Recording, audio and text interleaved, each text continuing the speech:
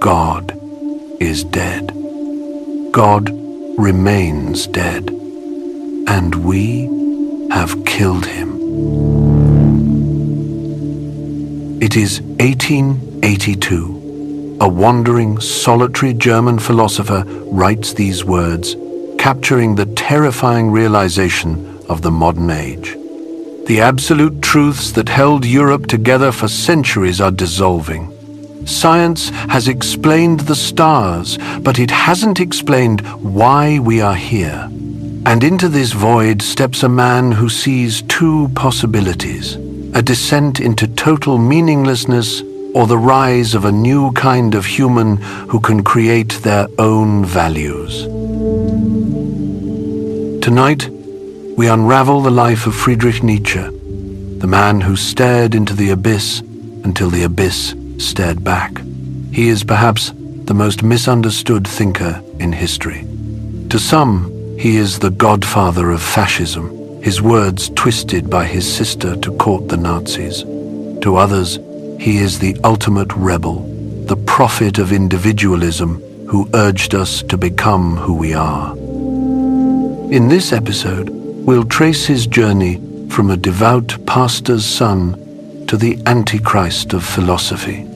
We'll see how he predicted the catastrophes of the 20th century, why he broke with his friend Richard Wagner, and how his search for meaning in a godless world offers a path that is still startlingly relevant today. Before we begin tonight's episode, please take a moment to like and subscribe. It really helps others discover these explorations of history. And let us know in the comments which topics you'd like us to explore next. So, settle in and prepare to walk the high road of thought with a man who risked his sanity, all to find a reason to say yes to life. This is the untold story of Friedrich Nietzsche.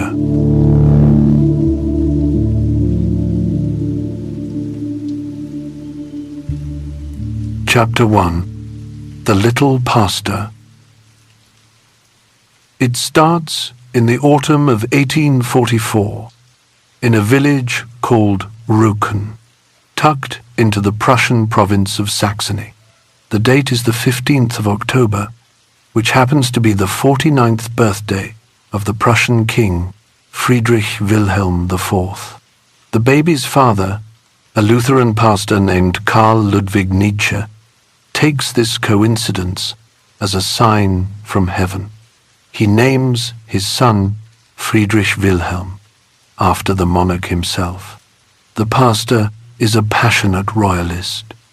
He sees providence everywhere.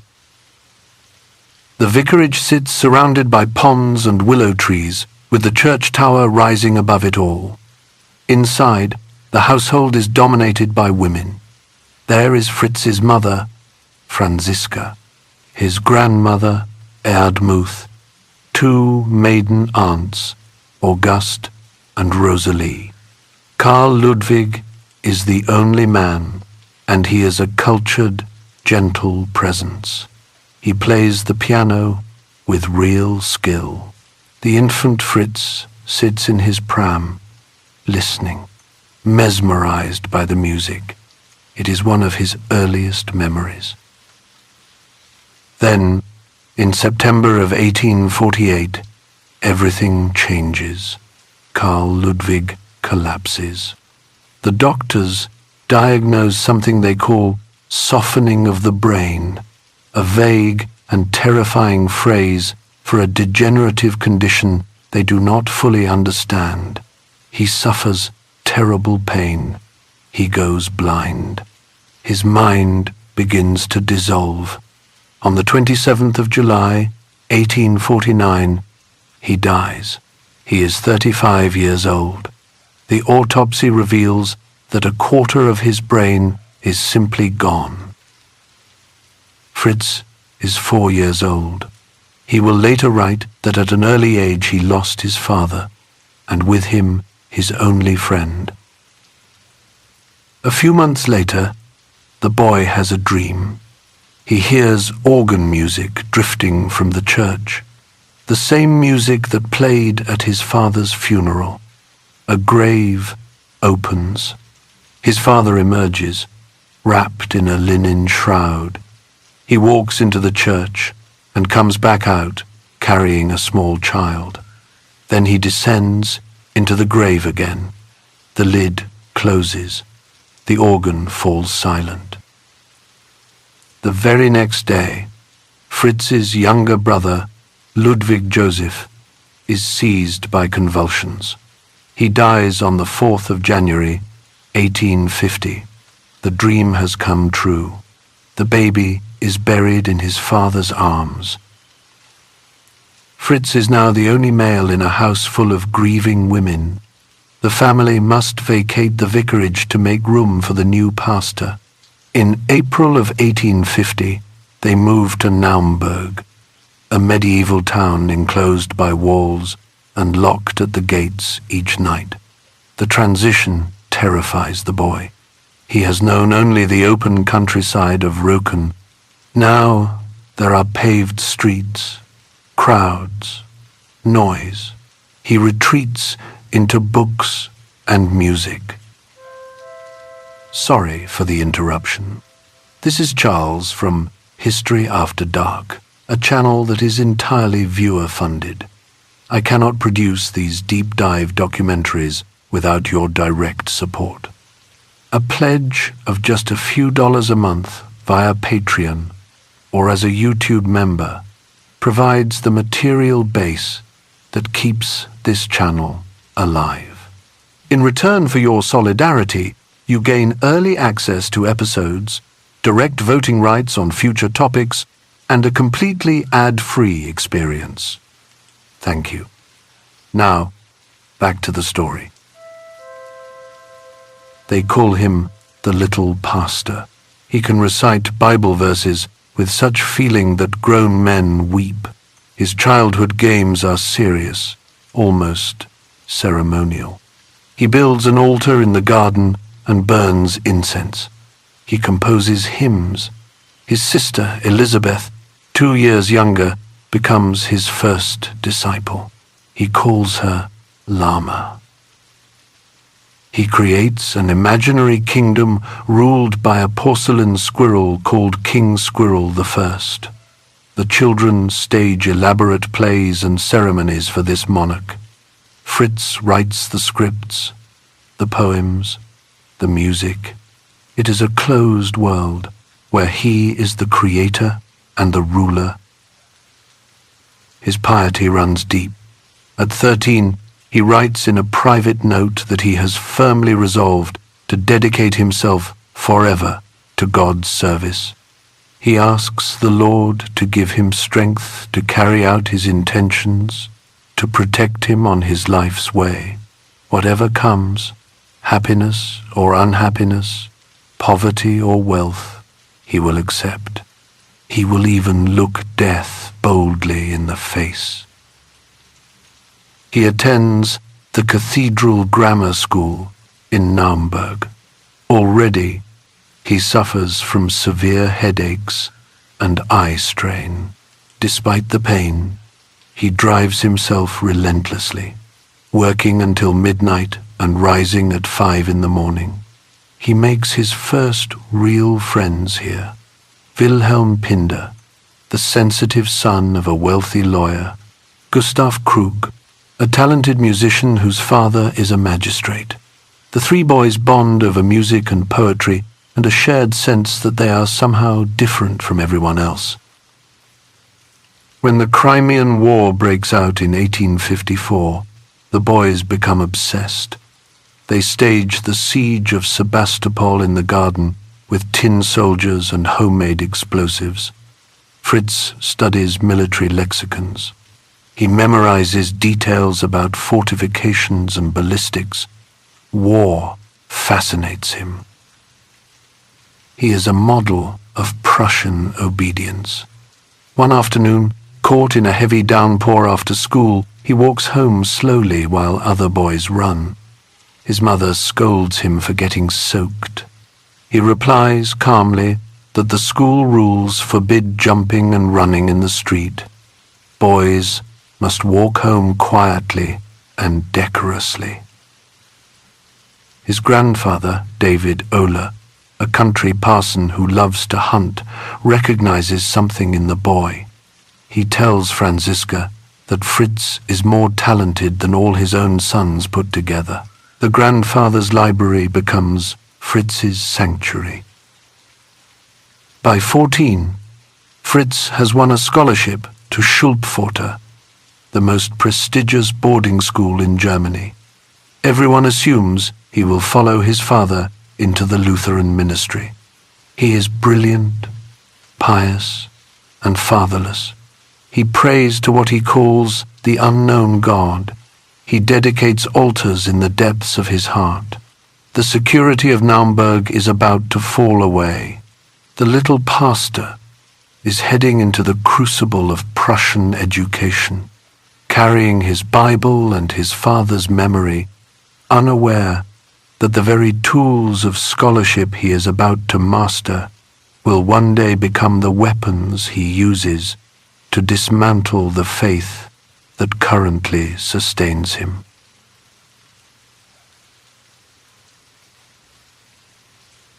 Chapter 2. Pforta and the Prussian Mole. In October of 1858, a 14-year-old boy passed through the high stone walls of Schulpforta and into a world that would shape him forever. The school had once been a Cistercian monastery, and it still felt like one. Cold corridors, bells marking every hour. The rector spoke of instilling a virile, severe, and powerful spirit of discipline, and he meant it. The day began at 4 in the morning during summer, 5 in winter. A prefect would shout through the dormitory, "Get up! Make haste!" Any boy slow to rise faced punishment. They had 10 minutes to wash, dress, and prepare for morning prayers. Then came the lessons: Greek, Latin, Hebrew, French, mathematics, history. Hour after hour, day after day, year after year. Obedience was the highest virtue. The outside world barely existed. And yet, for all its rigor, Pforta was not entirely a prison. The boys ate well: meat, soup, vegetables, beer or wine on Sundays. They swam in the river Saale when the weather allowed, skated on it when it froze. They hiked through the surrounding hills. Fritz developed a physical robustness during these years that would seem impossible to reconcile with the fragile man he later became, though the headaches never really left him. They worsened during periods of stress, which at Pforta meant most of the time. It was here that he fell in love with the Greeks. He read Aeschylus and Sophocles and Plato in the original language, not translations. He absorbed the Greek concept of the agon, the contest, the drive to excel and defeat one's rivals. The school aimed to produce the spiritual leadership of Prussia, and for a while it seemed Fritz might become exactly that: a model student, a future pillar of the establishment. But cracks were forming. He discovered the poetry of Friedrich Nietzsche, a then obscure writer who had gone mad. In an essay, Fritz praised Hölderlin as his favorite poet, celebrating what he called the holy pathos of the work. His teacher returned the paper with a dismissive comment. Hölderlin was eccentric. Such interests were unhealthy. A young man of promise should look elsewhere. It was a small moment, easily forgotten, but it was also the first collision between Fritz's romantic instincts and the dry academic world that surrounded him. In 1860, he and two friends founded a secret society. They called it Germania. They met at the ruins of Schönborg Castle, swore allegiance to the trinity of friendship, art, and science, and sealed the pact by hurling a bottle of wine into the valley below.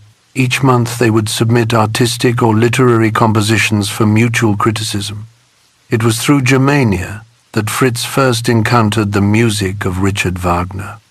They subscribed to a music journal and purchased a piano reduction of Tristan und Isolde. Fritz and his friend Krug played it four-handed, howling the vocal parts like wolves, scandalizing the neighbors. This was the first infection of what might be called the Wagner virus. Meanwhile, the historical critical method taught at Pforta was doing its quiet work. Fritz learned to dissect texts, to question authorship, to see myths as historical constructs rather than divine truths. He began applying this method to the Bible. The seamless garment of his childhood piety started to tear. In 1862, he wrote an essay for Germania titled Fate and History. If we could examine Christian doctrine with a free, unconstrained eye, he argued, we would be compelled to arrive at many conclusions which contradict generally accepted ideas. He questioned the existence of God. He questioned the authority of Scripture. He was 17 years old. There was a brief rebellion. He associated with the school's bad boys, drank alcohol, smoked, neglected his duties as a prefect. He wrote a blasphemous poem about a drunk hurling a bottle at a crucifix. One Sunday he got properly drunk and was stripped of his prefect's status. He wrote a groveling letter home. I have misbehaved very badly, and I do not know whether you can or will forgive me. The rebellion didn't last. He returned to his studies, threw himself into philology, the study of ancient languages. He chose it deliberately. He needed a discipline that could be pursued with equanimity. He wrote, something conducted with cool, level-headedness and logical coldness, a counterweight to his volatile emotions. He graduated in September of 1864 with a glowing report, physically exhausted after 6 years inside what he would later call a state within a state. Before leaving, he wrote a poem called To the Unknown God. It was a prayer of desperation and longing. I must know you, unknown one, you who reach deep into my soul. I must know you. I will serve you. The childhood God was dead, but the religious instinct remained violently alive, searching for something new to worship.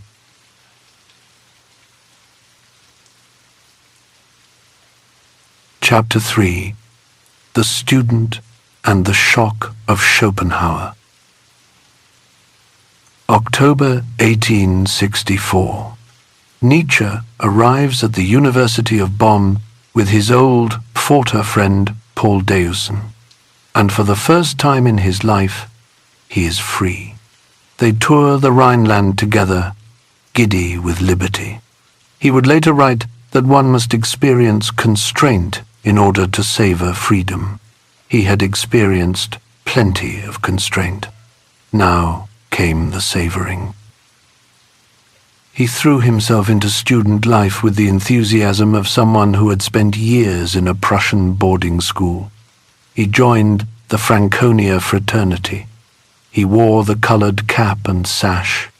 He drank beer in quantities that would have horrified his pious mother back in Naumburg. He participated in the ritualized singing and the ritualized dueling, and he fought a duel with a student from a rival corps that left a scar on the bridge of his nose, a mark of honor, they called it. He would carry it for the rest of his life. The novelty wore off quickly. What had seemed like freedom began to feel like a different kind of prison. The intellectual shallowness of his fraternity brothers appalled him. The noise, the nationalism, the beer-soaked Philistinism. He handed in his resignation to the club leaders with a letter that did not mince words. He could no longer feel at home in their midst, he told them. He held a different view of what it meant to be a German student. They reacted with hostility and scorn, which probably surprised no one. Easter 1865 brought the final rupture with Christianity. Back home in Naumburg, he refused to accompany his mother to communion. A terrible row ensued. Franziska wept. Elizabeth was horrified. Nietzsche stood firm. He had read David Strauss's Life of Jesus, which treated the Gospels as myths rather than history. He had made his choice. If you wish for peace of soul and pleasure, then believe, he told them. If you wish to be a devotee of truth, then inquire. The little pastor was dead. Disillusioned with Bonn and its beer corpse culture, he transferred to Leipzig that autumn to follow his beloved professor, Friedrich Nietzsche. Nietzsche was the father figure he craved, a rigorous and brilliant philologist who demanded absolute precision. Under his guidance, Nietzsche flourished. But the real transformation came from somewhere else entirely. November 1865. Feeling lonely and aimless, Nietzsche wandered into a second-hand bookshop. He was browsing without intent when a book by an author he had never heard of seemed to call to him from the shelf. Arthur Schopenhauer, The World as Will and Representation. He later recalled that he took the book in his hand as if guided by a demon. He ran home with his treasure, threw himself into the corner of his sofa, and let that gloomy, energetic genius begin to work on him. Schopenhauer's philosophy hit him like a revelation. The world is driven by a blind, irrational will. Existence is suffering. The only escape lies through aesthetic contemplation or the ascetic denial of the will itself. Nietzsche found in these pages a mirror for his own internal struggles. He saw sickness and health, exile and refuge, hell and heaven, all depicted with frightful grandeur. He underwent something like a conversion. He subjected himself to a regime of asceticism, sleeping only 4 hours a night until his health collapsed. He became a Schopenhauerian evangelist, preaching the gospel of pessimism to anyone who would listen. In 1867, he was called up for military service. He joined a mounted artillery regiment in Naumburg and discovered, somewhat to his own surprise, that he enjoyed it. The discipline and physical exertion felt like an antidote to his bookish life. He was a good soldier, promoted to bombardier. But his military career ended abruptly the following March, when he struck his chest against the pommel of his saddle while mounting a spirited horse. He tore 2 muscles and suffered a severe inflammation. He lay in bed for months, looked after by his mother, using the time to write philological essays that astonished the academic world. He returned to Leipzig a star pupil, publishing papers in respected journals, brilliant, respected, but inwardly alienated from the dry dust of philology. He yearned for something more, a living culture, a fusion of art and life. On the 8th of November, 1868, he was invited to the house of Professor Brockhaus to meet a guest who was visiting incognito, Richard Wagner. Nietzsche had ordered a new suit for the occasion, but got into a fight with the tailor's assistant at the door and arrived in his old clothes, rain-soaked and flustered. It hardly mattered. Wagner played the piano, talked of Schopenhauer with what Nietzsche described as indescribable warmth, and mocked the professors. He saw in the 24-year-old philologist a kindred spirit. Nietzsche was captivated. He wrote afterwards that he had found a man who revealed to him what Schopenhauer called the genius, a fabulously lively and fiery man. The meeting would change everything. Within months, Nietzsche would be thrust into a position of immense prestige and responsibility, skipping the usual academic hurdles to become the youngest professor in his university's history. His fate was now bound to Wagner's cause, and the stage was set for his first great philosophical explosion.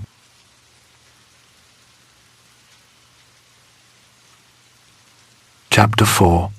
The Youngest Professor. In early 1869, something close to a miracle happened. The chair of classical philology at the University of Basel fell vacant, and the departing professor wrote to Friedrich Nietzsche asking for a recommendation.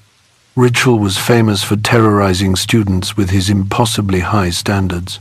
He did not hand out praise easily. But for Nietzsche, he wrote a reference that bordered on the hyperbolic. In 39 years of teaching, he said he had never known a young man who had matured so early. He would simply be able to do anything he wanted to do. Basel was desperate to fill the post. They appointed the 24-year-old as an extraordinary professor on February 12th, even though he had not yet completed his doctorate. Leipzig, caught up in the excitement, hastily awarded him the degree without an examination based solely on his published papers. Nietzsche became a professor at an age when most young men were still students. He left behind what he called the golden time of student freedom. On April 17th, he traveled to Basel and surrendered his Prussian citizenship to satisfy the university's requirement of neutrality. He became legally stateless, a status he would retain for the rest of his life. The city he arrived in was slowly shedding its medieval skin. Ancient walls were being demolished to make way for the railway. But the citizens still valued their quiet. They closed the city gates at night so they could sleep the sleep of the just.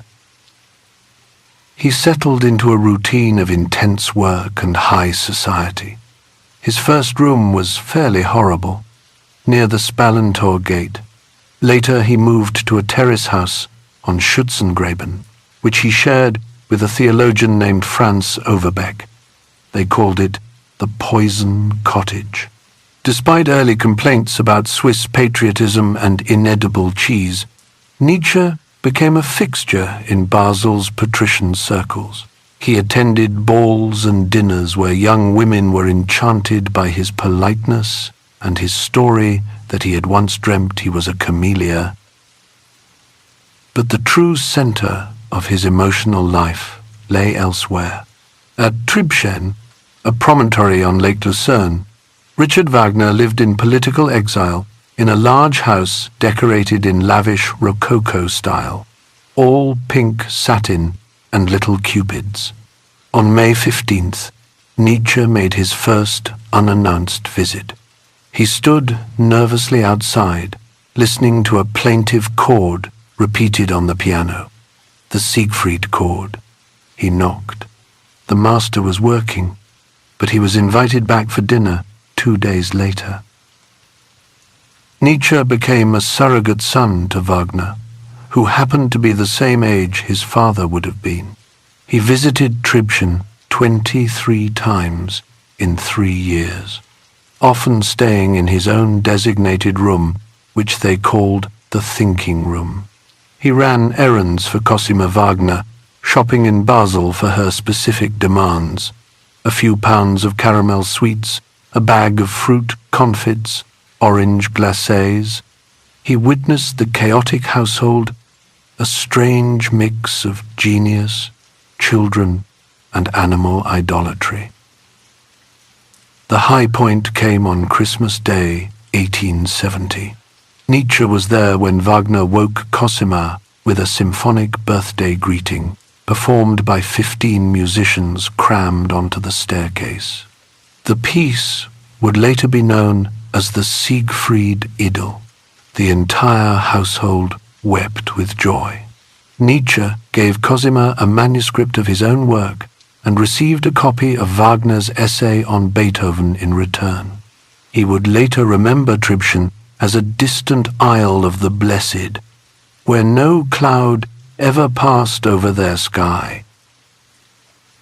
Then the Franco-Prussian War broke out in July 1870. Nietzsche was caught up in the patriotic fervor. He applied for leave to serve, but his Swiss neutrality meant he could only work as a medical orderly. After 10 days of training in Erlangen, learning to bandage wounds, he was sent to the front.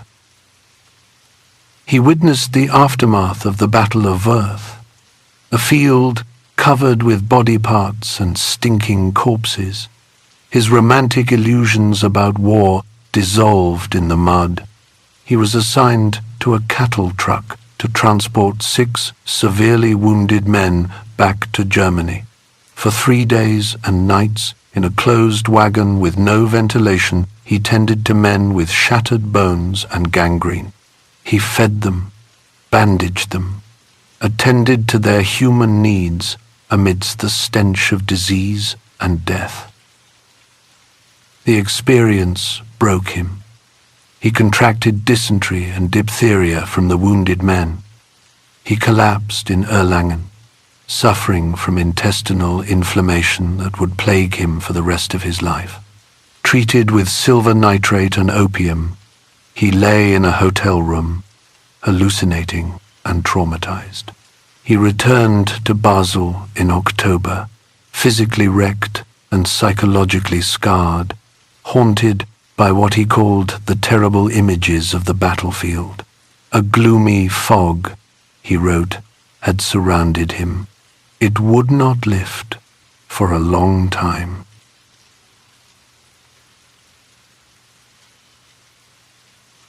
Chapter 5. The Birth of Tragedy. In January of 1872, Nietzsche finally went public.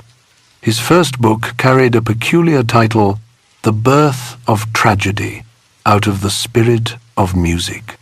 The cover announced him as a professor of classical philology, which was true enough. But the contents were something else entirely. Part scholarship, part philosophy, part love letter to Wagner. He was 27 years old, and he was swinging for the fences. The book introduced a distinction that would outlive him by more than a century. On one side stood the Apollonian, the world of beautiful forms, of dreams, of the individuals standing apart. On the other lurked the Dionysian, the god of wine and madness, where all boundaries collapsed into a terrifying primal unity. Most scholars had painted the ancient Greeks as serene, rational creatures basking in Mediterranean sunshine. Nietzsche saw something darker. He believed they had stared directly into the horror of existence and built their art as a shield against it. He cited an old legend to make his point. King Midas once captured Silenus, the companion of Dionysus, and demanded to know what was best for mankind. The daemon laughed shrilly before answering. "The very best thing," he said, "is utterly beyond your reach. Not to have been born, not to be nothing. However, the second best thing for you is to die soon." This was the wisdom the Greeks had tried to survive. Tragedy was their solution. Through the Dionysian chorus, the individual spectator could surrender his fragile ego and merge with something eternal. He could glimpse that life at the bottom of things, despite all the changes of appearances, remained indestructibly powerful and pleasurable. The art form had offered what Nietzsche called metaphysical comfort. And then Socrates killed it. The theoretical optimist who believed reason could correct existence had murdered the mythic depth of Greek culture. This was Nietzsche's accusation. Having diagnosed the ancient illness, he prescribed a modern cure. German culture had grown sluggish and senile, he wrote. Only the fire magic of Richard Wagner's music could revive it. He was calling for a rebirth of the German myth, and he expected the world to listen. The world did not listen. Nietzsche waited for a sensation that never arrived. His colleagues simply ignored the book. Students in Leipzig were quietly warned against studying at Basel. For months, nothing. Then in May, a pamphlet appeared titled Philology of the Future. The author was a young scholar named Ulrich von Wilhelmovitz Mullendorf, and he had come to bury Nietzsche, not to praise him. The attack was savage. Wilhelmovitz mocked Nietzsche's errors, his mystical pretensions, his ignorance, his lack of love for truth. He concluded with a theatrical flourish. "Let the professor gather his tigers and panthers to his knee," he wrote, referring to the beasts that pulled Dionysus's chariot, "and then let him resign his teaching chair rather than corrupt the youth of Germany." Friedrich Nietzsche, the mentor who had launched Nietzsche's career with such enthusiasm, was appalled. He wrote a pained letter describing the book as fantastic, exaggerated, art mysticism rhapsodizing. He accused his former protégé of impiety against his true mother, meaning philology itself. Another colleague, Hermann Usner, delivered the verdict more bluntly. "Scientifically," he declared, "Nietzsche is dead." The damage showed up in his lecture hall. When the winter semester began, not a single student from the philology department enrolled in his classes. He sat in empty rooms. Eventually, he found 2 students from other faculties willing to listen to him, and that was all. He tried to find comfort in music. In July, he sent a composition called The Manfred Meditation to Hans von Bülow, one of the most famous conductors in Europe. The response crushed him. Von Bülow called it the most extreme piece of fantastic extravagance, the least uplifting and most anti-musical set of marks on manuscript paper he had encountered in a long time. He asked if perhaps it was a joke. He called it a crime against the moral order of music. Nietzsche accepted the criticism with surprising grace, promising like a chastised schoolboy not to do it again. But if the scholars had abandoned him, the Wagnerians had not. The master himself wrote that the book was terrific. Cosima noted in her diary that it marked the start of a new era. In May, Nietzsche traveled to Bayreuth for the laying of the foundation stone of the Festival Theatre. Rain poured down. turning the construction site into a sea of mud. The mood was ecstatic anyway. He sat in the Margrave's Rococo Opera House, listening to Beethoven's Ninth, feeling that he was witnessing the dawn of something unprecedented. And yet, in his private notebooks, doubts had begun to surface. He found himself dissecting what he called the tyrannical nature of Wagner.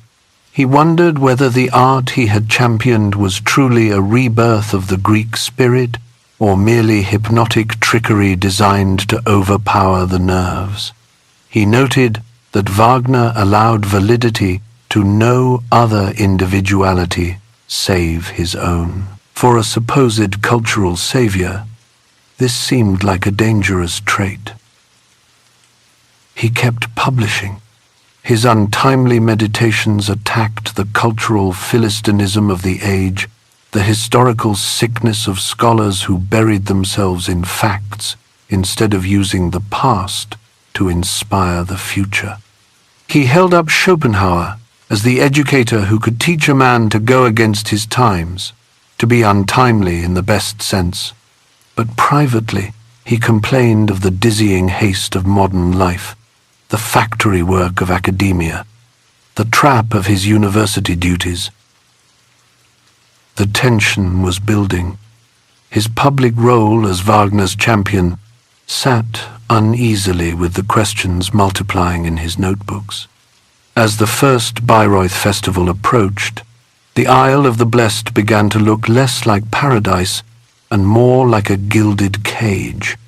Nietzsche would arrive not quite as a disciple anymore, something sharper, colder, a spy in the house of his idol, carrying a secret judgment that would eventually shatter everything.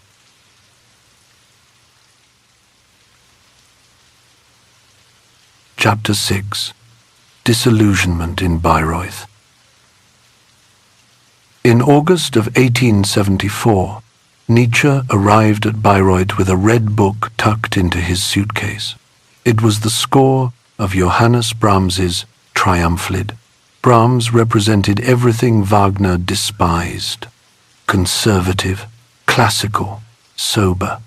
Nietzsche placed the score on the piano at Wahnfried, Wagner's grand new home, and waited.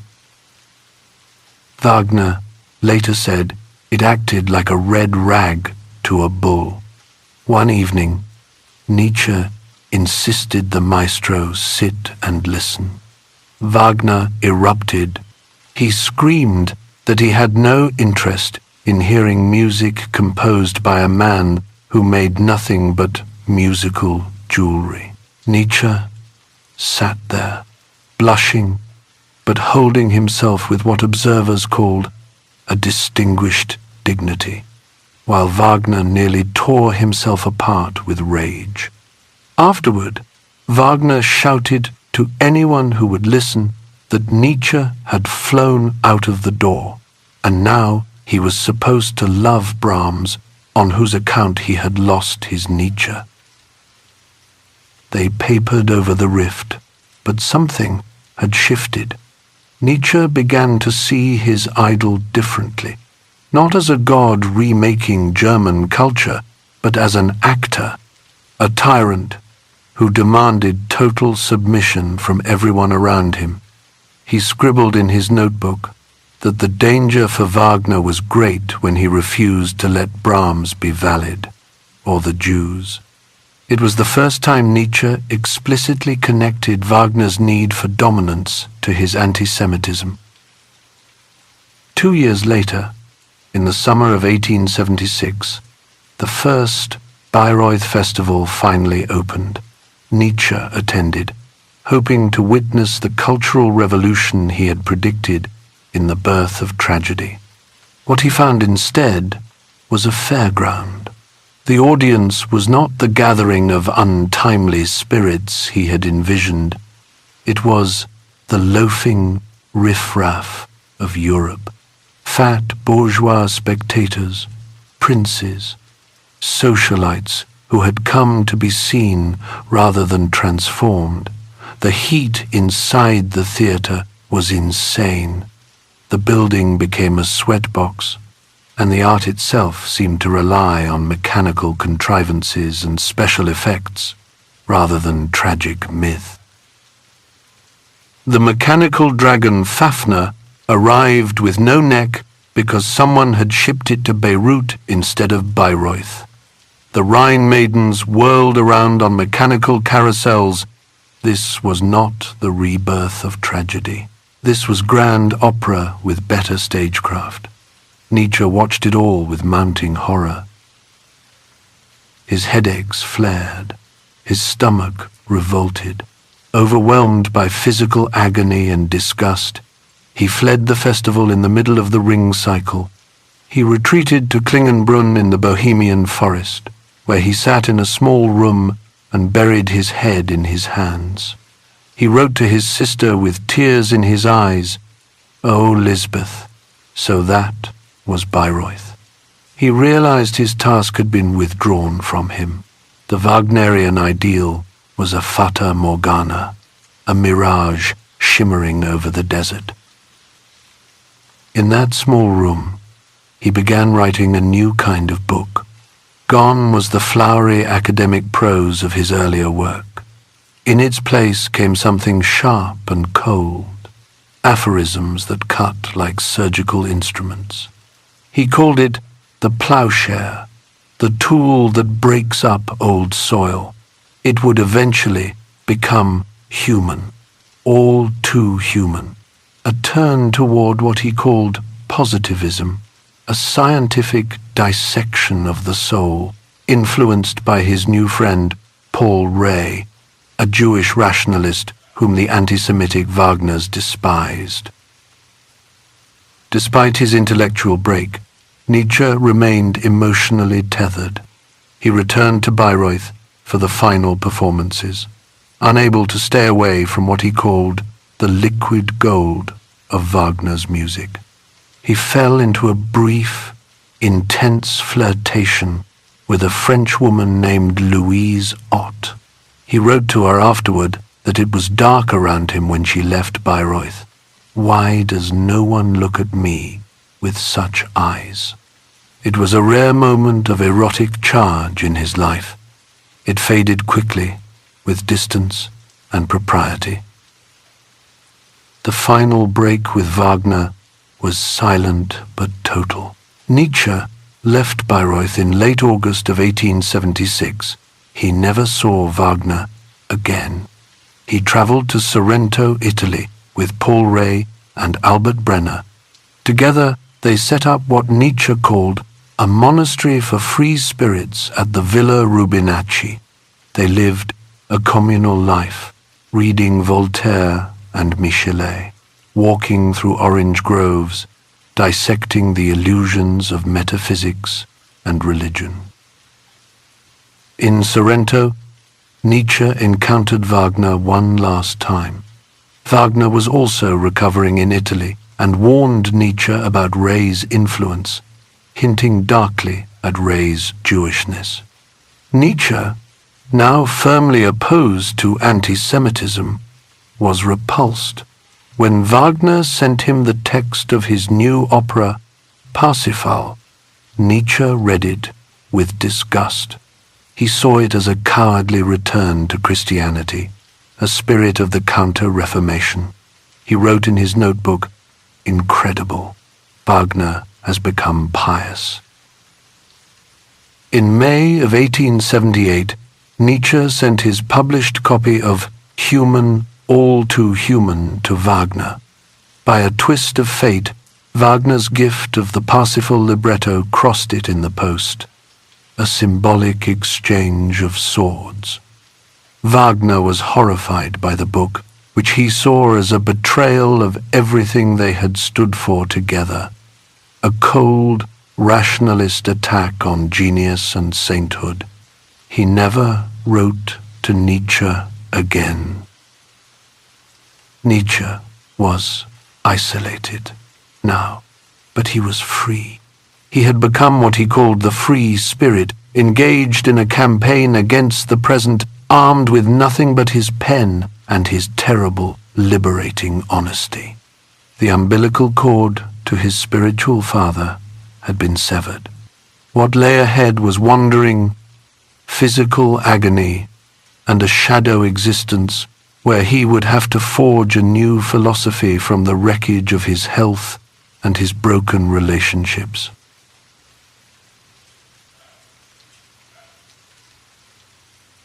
Chapter 7. The Wanderer. On the 2nd of May, 1879, Nietzsche dictated a letter to the University of Basel. He was resigning his professorship. He was 34 years old, but his body had given up on him so completely that he felt like an old man trapped in the shell of a younger one. He wrote that he was at the end of his 35th year, an age when most men are considered to be in the prime of life. Yet he was so physically broken that he had no choice but to step down. His eyesight was failing. He could read or write for only 20 minutes at a stretch before the pain became unbearable. He suffered violent headaches that lasted for days, accompanied by waves of vomiting that left him hollow and trembling. During the worst attacks, he would lie in a darkened room, unable to move, waiting for the storm in his skull to pass. The university granted him a modest pension of 3,000 francs a year. It was enough to survive on. Barely. He became a fugitive, a nomad drifting between Switzerland, Italy, and Germany, always searching for the one climate that might ease his torture. He described himself during this period as a shadow. In the book he was writing, The Wanderer and His Shadow, he constructed a dialogue between himself and his own shadow, the only companion left to him in his solitude. He shed the professor and became what he called the free spirit, owning almost nothing, living out of a single trunk. He tried street Moritz in the summer of that year, hoping the high altitude would help. It was a disaster. It rained constantly. He lived on a diet of fruit, rusks, and vegetable soup, trying to imitate Diogenes. He returned to Naumburg to stay with his mother, a weary man prematurely aged, but the low, damp air of the lowlands made everything worse. He called it his lowest point. Eventually, he found a haven in Genoa.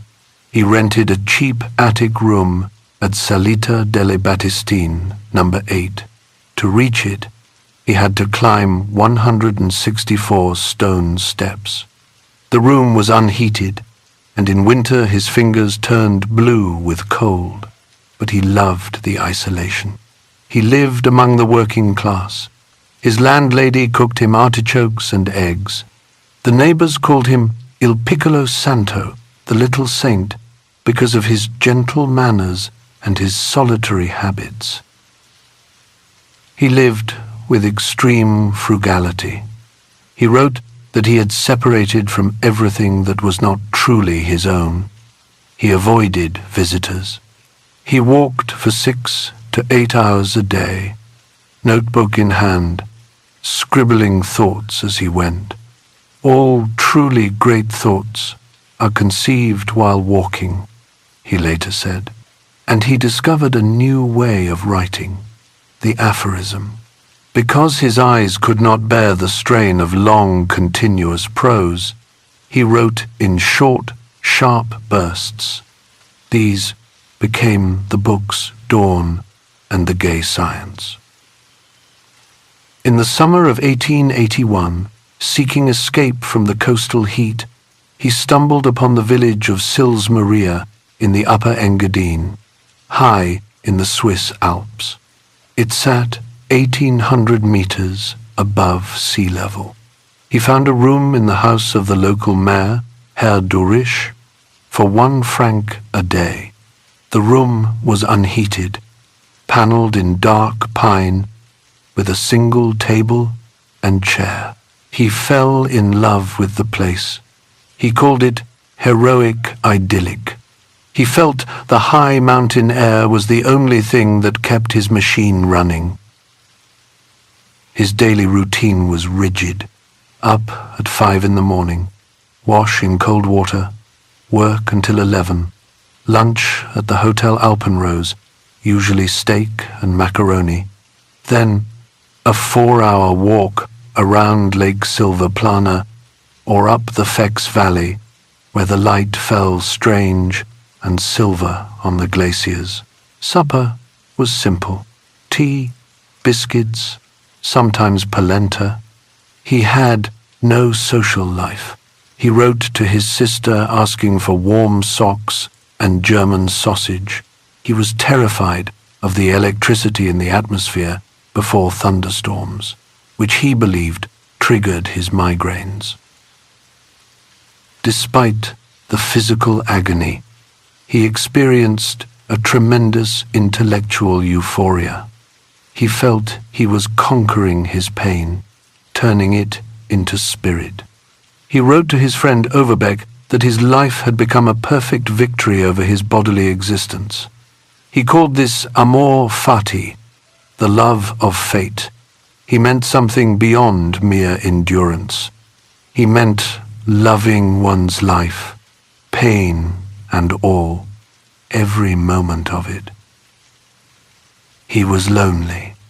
He wrote that he was alone and wanted to be alone, but was also afraid of being alone. He yearned for a disciple, a soulmate who could understand the terrifying new thoughts crowding his mind. And then, in the midst of this solitary struggle, he received a letter from his friend Paul Ray. Ray mentioned a young Russian woman who had arrived in Rome, a woman of heroic character and brilliant intellect. Nietzsche, starved for intellectual companionship, packed his bags and headed south, unaware that he was walking into a trap that would break his heart.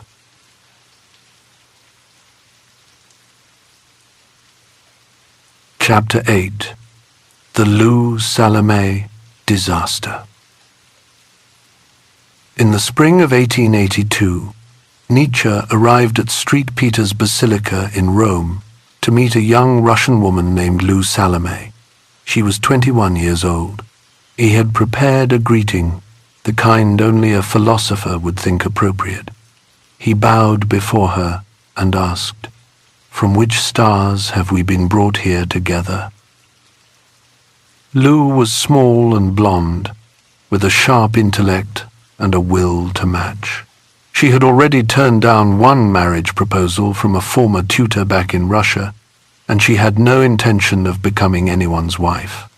She wanted a life of ideas, free from what she called the slavery of traditional marriage. Nietzsche saw something in her immediately.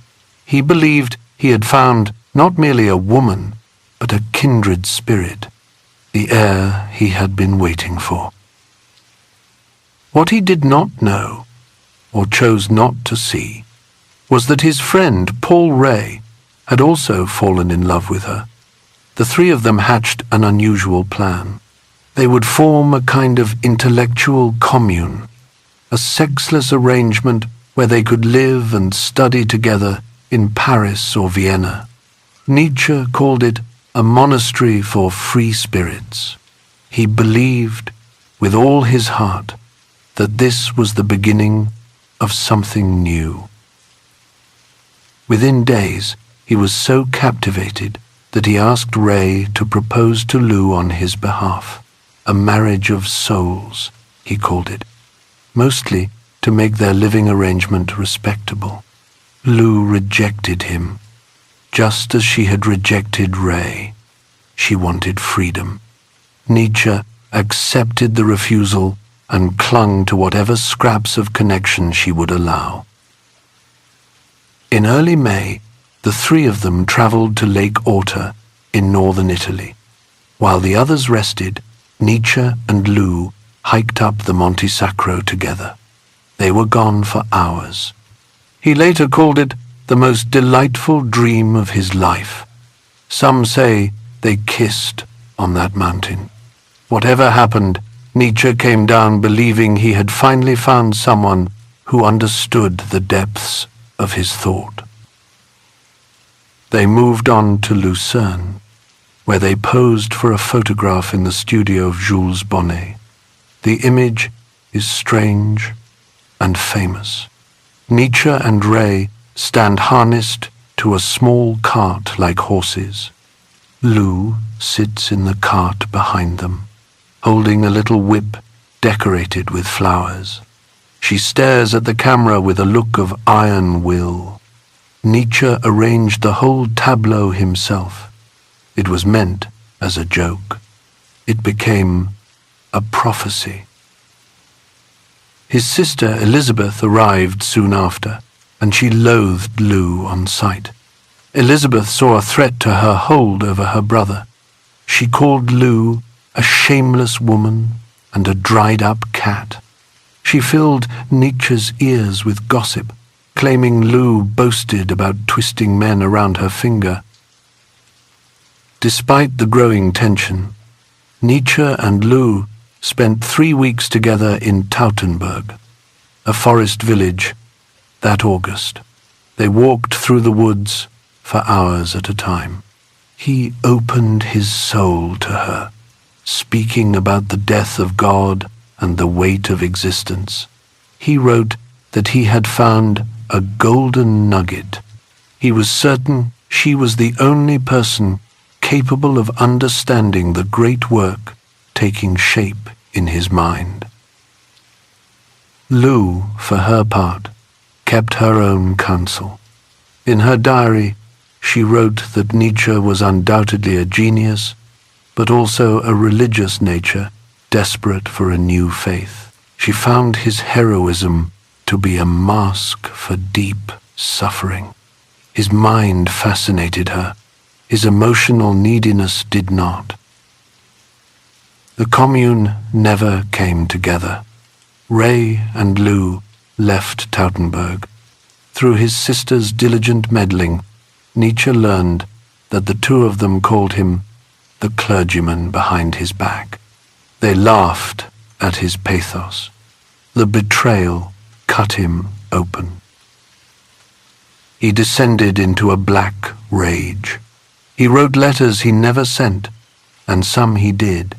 He called Lou a monkey with false breasts and a predatory animal.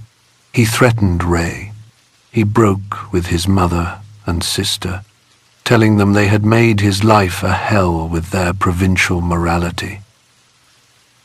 He spent the winter of 1882 in Rapallo, on the Italian coast, utterly alone. He took high doses of opium to sleep.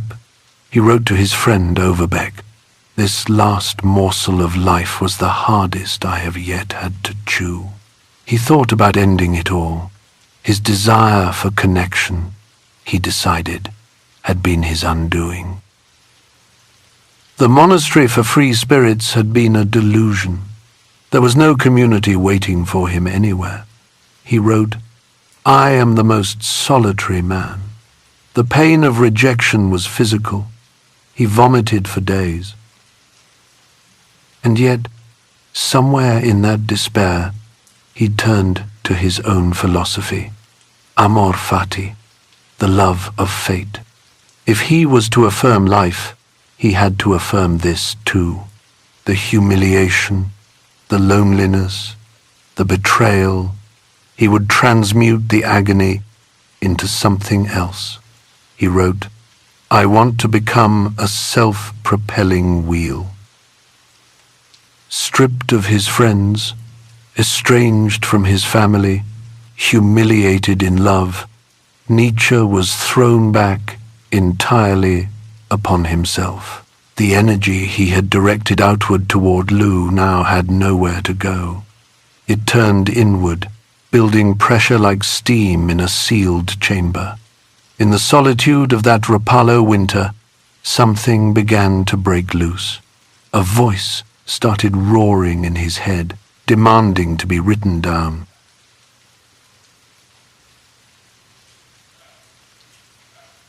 Chapter 9.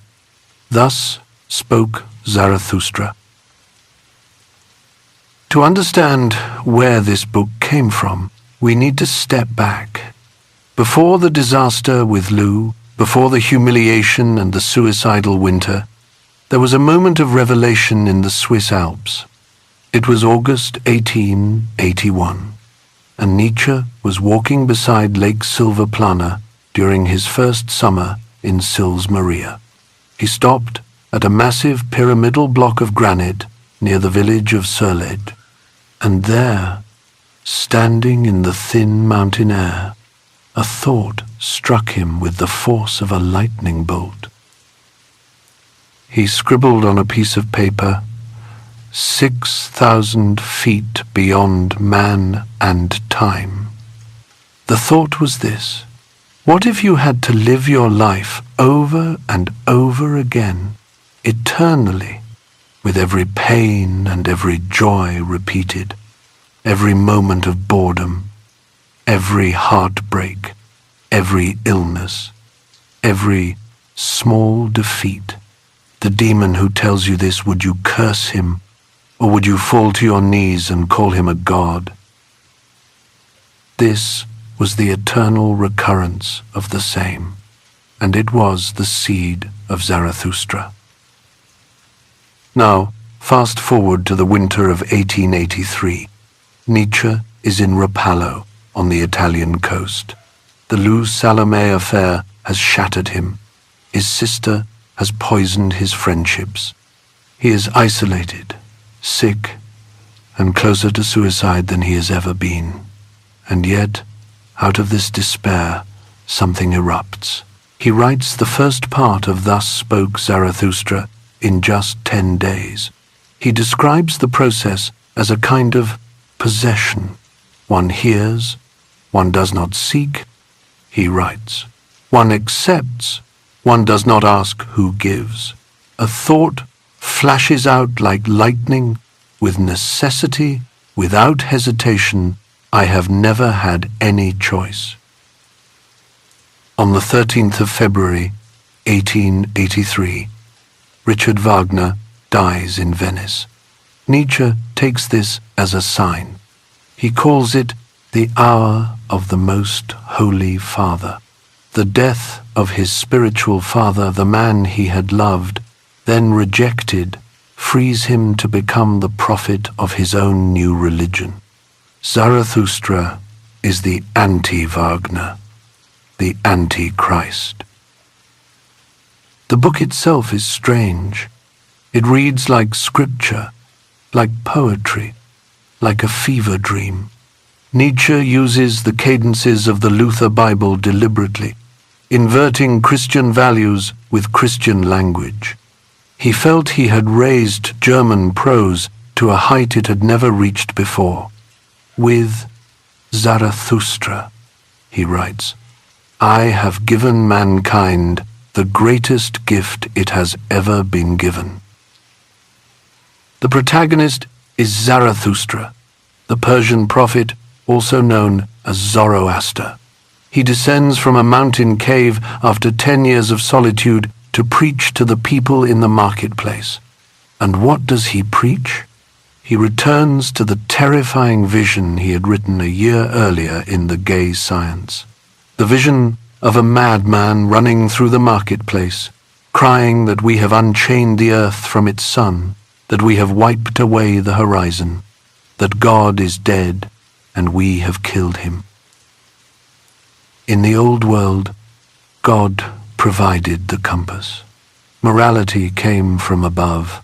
Meaning was given, not made.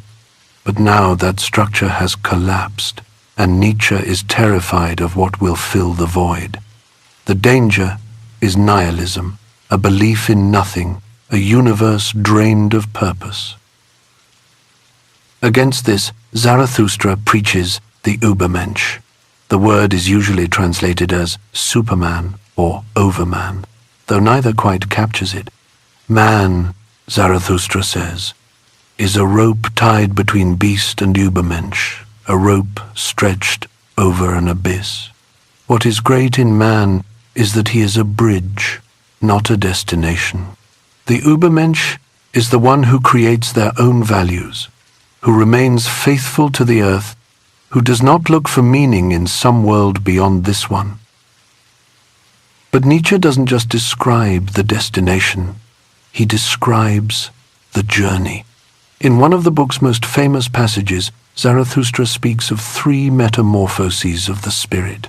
First, the spirit becomes a camel, the beast of burden, who kneels down and asks to be loaded with heavy things.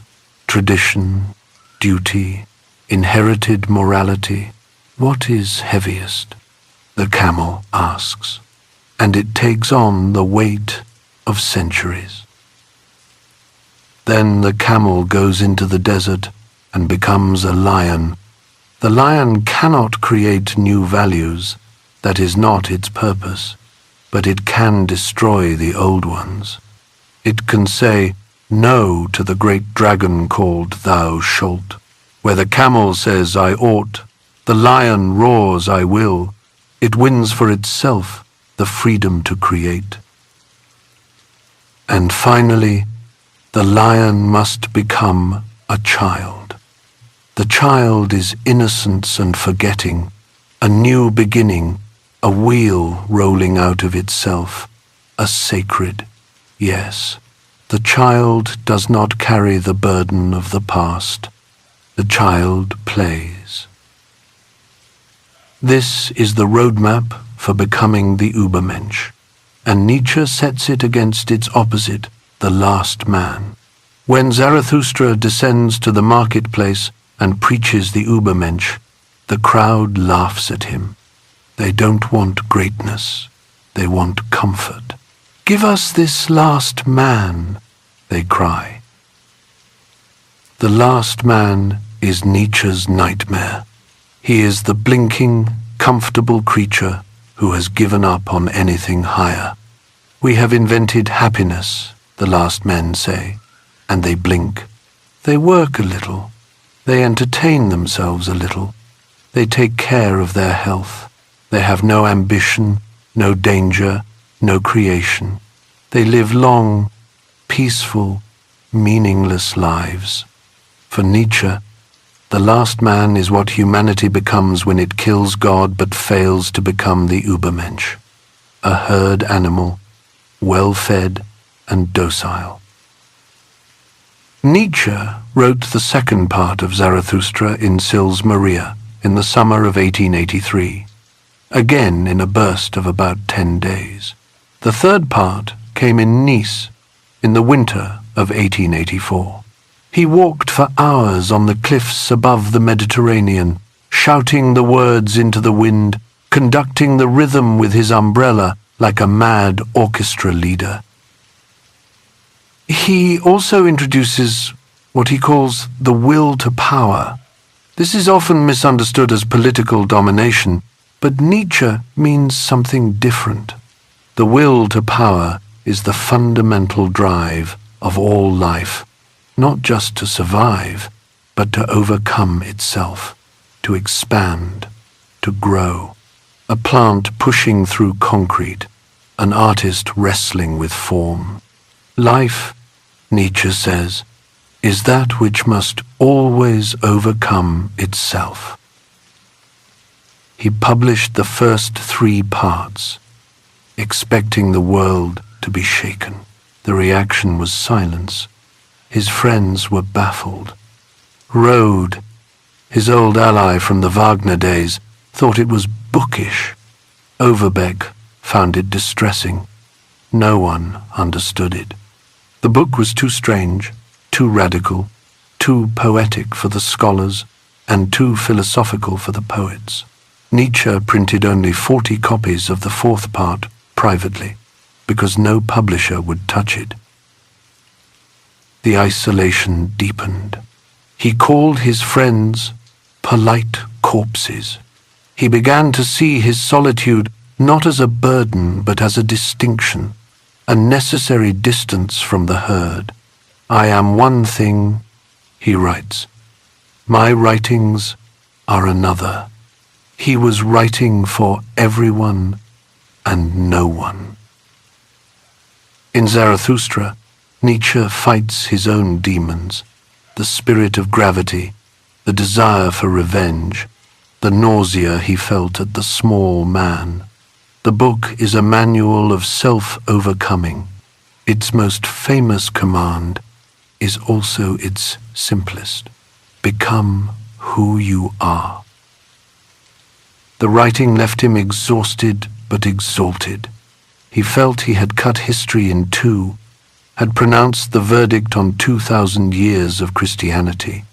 He stood on the peak of his philosophy, looking down at the clouds of European morality below him. But the world had not listened. The silence forced him to change tactics. He could not just preach in parables.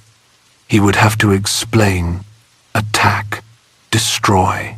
He sharpened his pen into a scalpel. The poetic heights gave way to the plains of prose, and a total declaration of war on the values of the 19th century.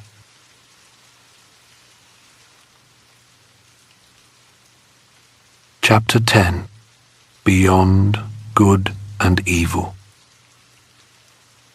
Zarathustra had spoken. The world had not listened. The prophet's voice had echoed across the mountains and returned to him unanswered. And now Nietzsche understood that poetry alone would not be enough. He needed a different weapon, something sharper, something colder. He wrote to his friend Overbeck in 1885 that he was preparing a fishing rod to catch a new kind of reader. The bait would be a book called Beyond Good and Evil, which he described as a prelude to a philosophy of the future. Gone was the biblical cadence of Zarathustra. In its place came prose that cut like surgical steel. Getting the book published proved humiliating. His usual publisher, Schmeitzner, dragged his feet and showed little enthusiasm.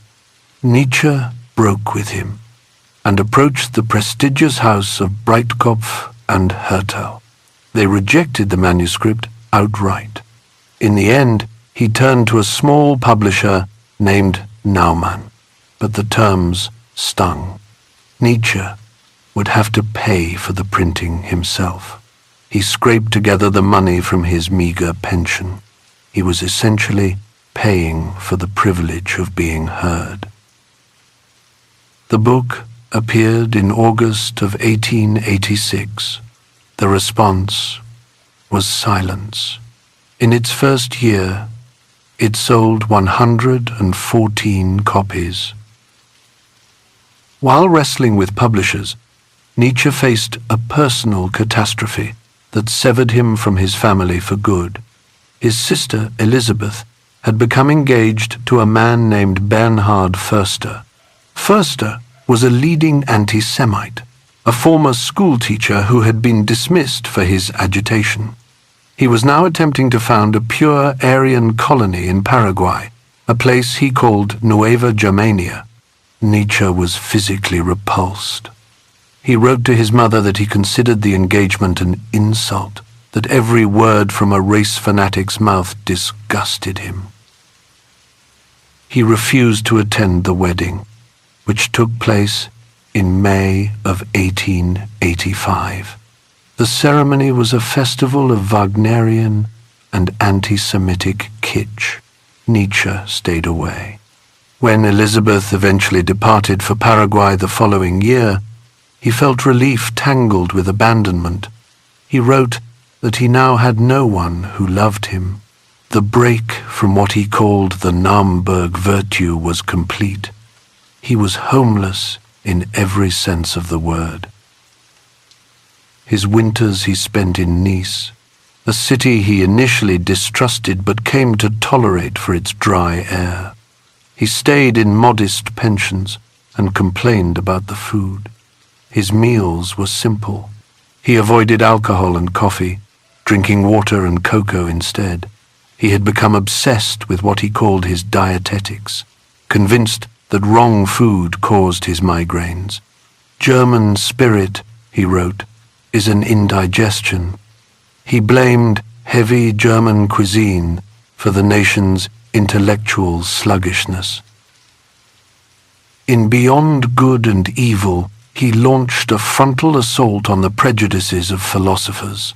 The opening line was deliberately provocative. Supposing truth is a woman, what then? He mocked the dogmatic seriousness of past thinkers, suggesting they had been clumsy suitors who did not know how to handle a woman. What philosophers called truth, he argued, was usually just a confession of their own secret desires, a memoir of their soul. He spoke again of the free spirit, but the tone had darkened since his earlier books. These new free spirits were not merely wandering observers. They were tempters, attempters, philosophers of the dangerous maybe. They had to be strong enough to face the truth that the universe possessed no inherent meaning or moral order. Looking into this abyss required what he called a great health, a robustness that most modern people lacked. The book was also a declaration of his own masked nature. Every profound spirit needs a mask, he wrote. His writings were not the full truth of his inner life, but a surface he presented to protect his vulnerability. The hermit hides his true thoughts because they are too dangerous for the herd. He was playing a game of hide and seek with his readers, daring them to find the real Nietzsche behind the bluster. During this period, he reconnected with his old friend Erwin Rodi. The meeting was a disaster. They saw each other in Leipzig in 1886. Rodi had become a settled, successful professor with a wife and children. Nietzsche was a wandering, half-blind invalid with radical ideas. The gap between them could not be crossed. Rodi later wrote that Nietzsche had seemed like a man from another world, surrounded by an indescribable atmosphere of strangeness. Nietzsche felt the rejection sharply. His old friends now saw him as a pathetic eccentric. He returned to Sils Maria in the summer, seeking the solace of those familiar mountains. He wrote to his friend Heinrich Köselitz, whom he nicknamed Peter Gast, that he was in a state of chronic irritability and needed solitude, absolute solitude. He felt he was being buried alive by the world's indifference. He described himself as a machine that could explode at any moment. The pressure to communicate what he called his transvaluation of all values was building inside him, but he felt there were no ears to hear. The indifference to beyond good and evil did not silence him. It provoked him. He realized he had been too subtle, too aphoristic. If the world would not listen to his whispers, he would shout. He decided to write a supplement that would clarify his dark thoughts on morality, a book that would act as a psychological scalpel, stripping away the skin of Christian civilization to reveal the festering wounds underneath.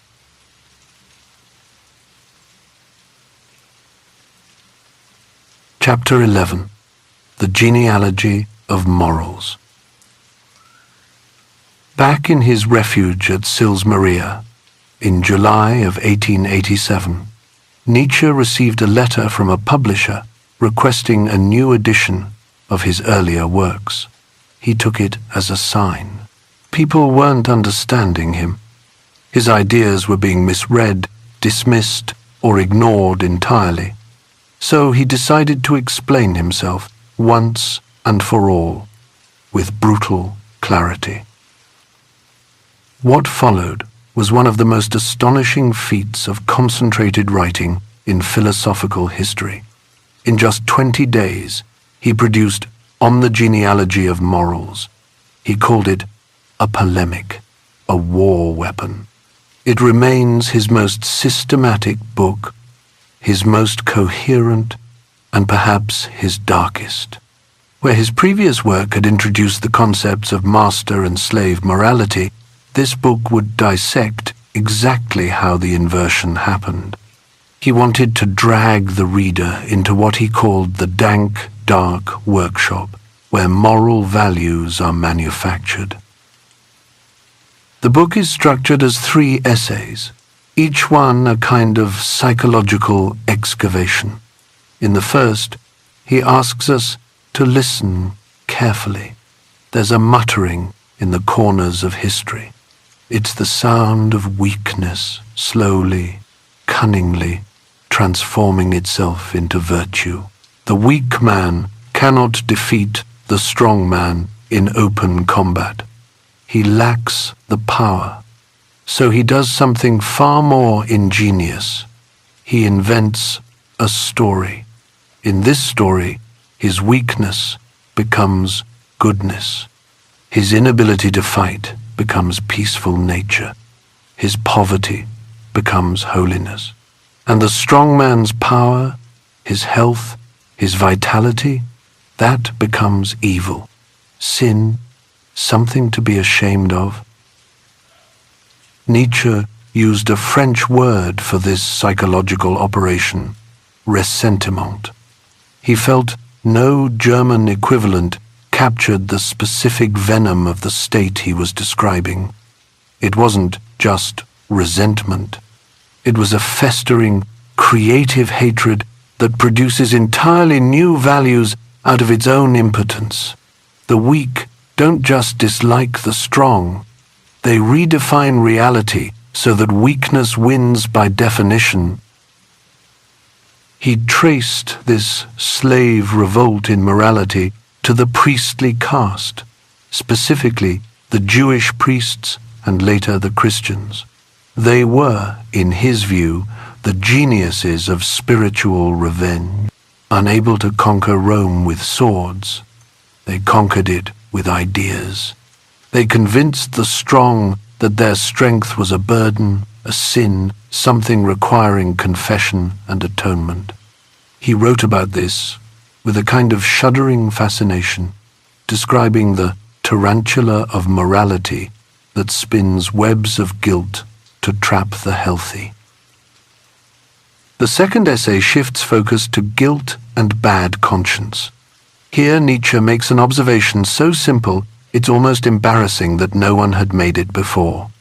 In German, the word for debt, Schuld, is exactly the same as the word for guilt. This isn't a coincidence. Morality, he argued, began as a financial relationship, a creditor and a debtor. If you couldn't pay what you owed, you paid with your body, with pain. He catalogues the gruesome history of punishments with an almost clinical detachment, quartering, boiling in oil, cutting strips of flesh from the living. The cruelty wasn't arbitrary, it was functional. Humanity was burning memory into itself. As he put it, if something is to stay in the memory, it must be burned in. Only that which never ceases to hurt stays in the memory. But where did bad conscience itself come from? Nietzsche's answer is unsettling. When humans first entered civilization, when they built walls and laws and social structures, their old animal instincts suddenly had nowhere to go. The drives for freedom, for aggression, for dominance, couldn't be discharged outwardly anymore, so they turned inward. We started attacking ourselves. This internalized cruelty, this self-torture, is what Nietzsche identifies as the origin of what we call the soul. We became an adventure to ourselves, a torture chamber, a question mark. The third essay tackles ascetic ideals. Why do priests, philosophers, and artists so often praise poverty, chastity, and fasting? Why this recurring worship of self-denial across cultures and centuries? Nietzsche argues that for the philosopher, asceticism is strategic. It's a way to buy freedom for thinking, to escape the distractions of ordinary life. Schopenhauer lived ascetically. Nietzsche himself lived ascetically. But for the priest, the meaning is different and far more troubling. The ascetic priest says no to life itself, no to the body, no to the earth. He treats existence as a wrong road that must be walked backwards. During these months of writing, Nietzsche's isolation deepened further, but he found an unexpected companion in literature. In a bookstore in Nice, he picked up a French translation of Notes from Underground by Fyodor Dostoevsky. The effect was electric. He wrote afterward that he heard the voice of the blood, that the instinct of kinship spoke up immediately. He called Dostoevsky the only psychologist from whom he had anything to learn. Here was someone else obsessed with the dark, irrational underbelly of the human soul. Someone who understood the perverse pleasures of self-destruction. His health continued its wild fluctuations. He wrote to his friend Overbeck about his dog-like existence. He was plagued by what he called the weather, his private code for his physiological state. The wet air of Germany destroyed him, he claimed. The dry air of the South kept him alive. He had become a human barometer. In one letter, he described himself as a thing that has no name, a nuance. His old friendships frayed beyond repair.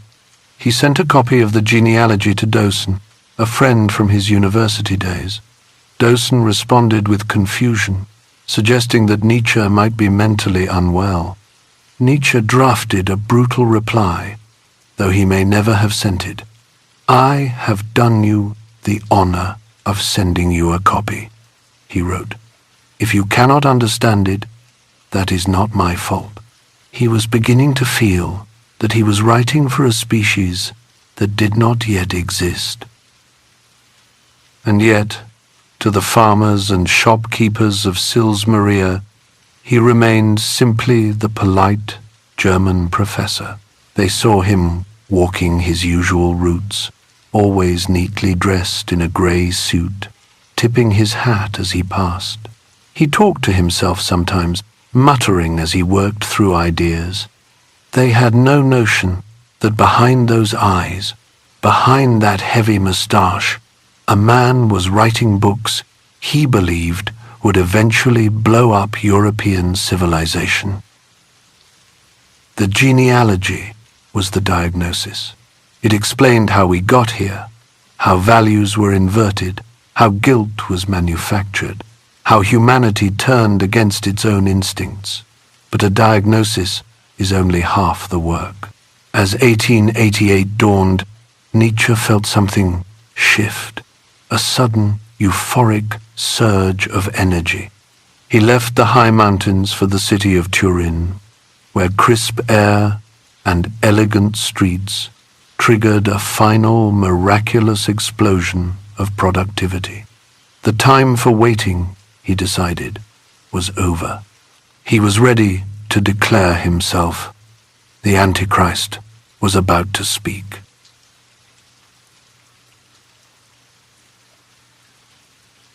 Chapter 12. The Final Frenzy. In the early months of 1888, Friedrich Nietzsche stepped off a train in Turin and fell in love. He called it my city. The capital of Piedmont stretched before him with its wide flagstone pavements and 17th century architecture, and something in the dry alpine air made him feel, for the first time in years, that his body might actually cooperate with his mind. He was obsessed with the food. After a decade of complaints about swampy German cuisine and greasy Italian boarding houses, he had found a trattoria that served him perfectly. He wrote home about the ossobuco, the tender meat falling from the bone, the grissini breadsticks he declared the finest in the world. He drank water straight from the Po River. He believed he had finally discovered the diet that would cure him, that his machine was oiled and running at last. In this state of physiological euphoria, his productivity became something close to terrifying. 6 months, 4 books. He began with The Case of Wagner, his final settling of accounts with the man who had once been like a father to him. He called Wagner a sickness, a neurosis infecting German culture. Wagner is a great corrupter, he wrote. He makes sick whatever he touches. It was cruel and funny and devastating, and he sent it into the world like a declaration of war. Next came Twilight of the Idols. He said he was philosophizing with a hammer, though he meant something particular by it. He wasn't smashing things. He was tapping them, listening for the hollow sound they made. He tapped the eternal idols of Western thought, reason, morality, God, all hollow.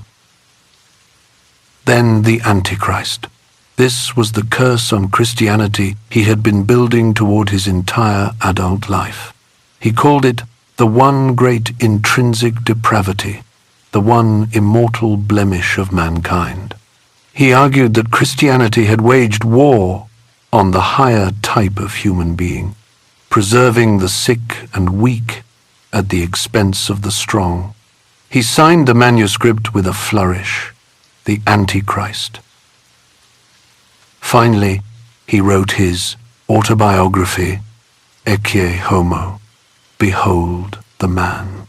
The chapter titles alone were enough to startle anyone who picked it up. Why I am so wise, why I am so clever, why I write such good books. It sounds like megalomania, and perhaps it was, but it was also something else. A desperate attempt to be understood before the darkness closed in. He reviewed his own life with clinical precision.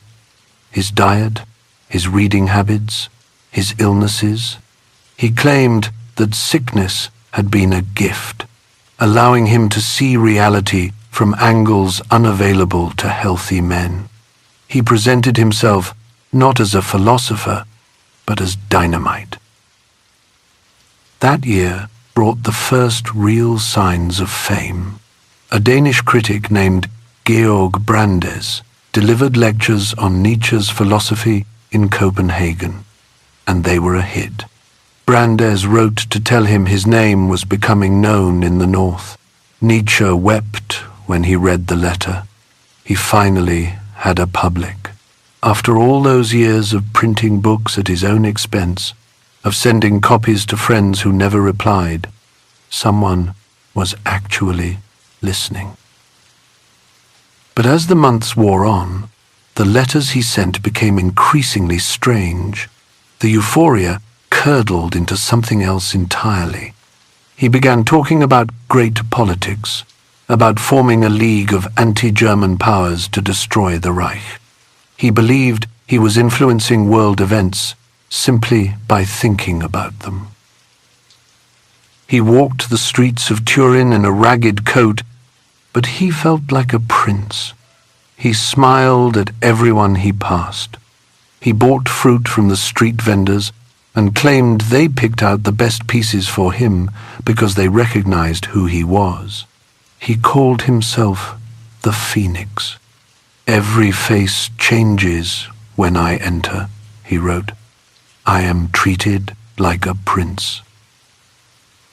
His room at number 6, Via Carlo Alberto, overlooked the piazza. He wrote furiously there, the pen tearing across the paper, convinced he was wrapping up the work of his lifetime. He spent Christmas 1888 alone, but he described himself as surrounded by a halcyon light. He wrote to his mother that he had taken a burden on his shoulders that no one else could carry. He meant the destiny of mankind. The tension in his mind had become unbearable. The high voltage of his intellect was burning out the wires. He was happy, but it was a manic and terrifying happiness. He wrote to August Strindberg that he had ordered a convocation of princes in Rome, that he would have the young Kaiser shot. The line between metaphor and delusion had dissolved completely. He was no longer writing philosophy. He was living a cosmic drama in which he played every role at once: protagonist, victim, God. The wire was about to snap. The dynamite was about to explode, though not in the way he had intended.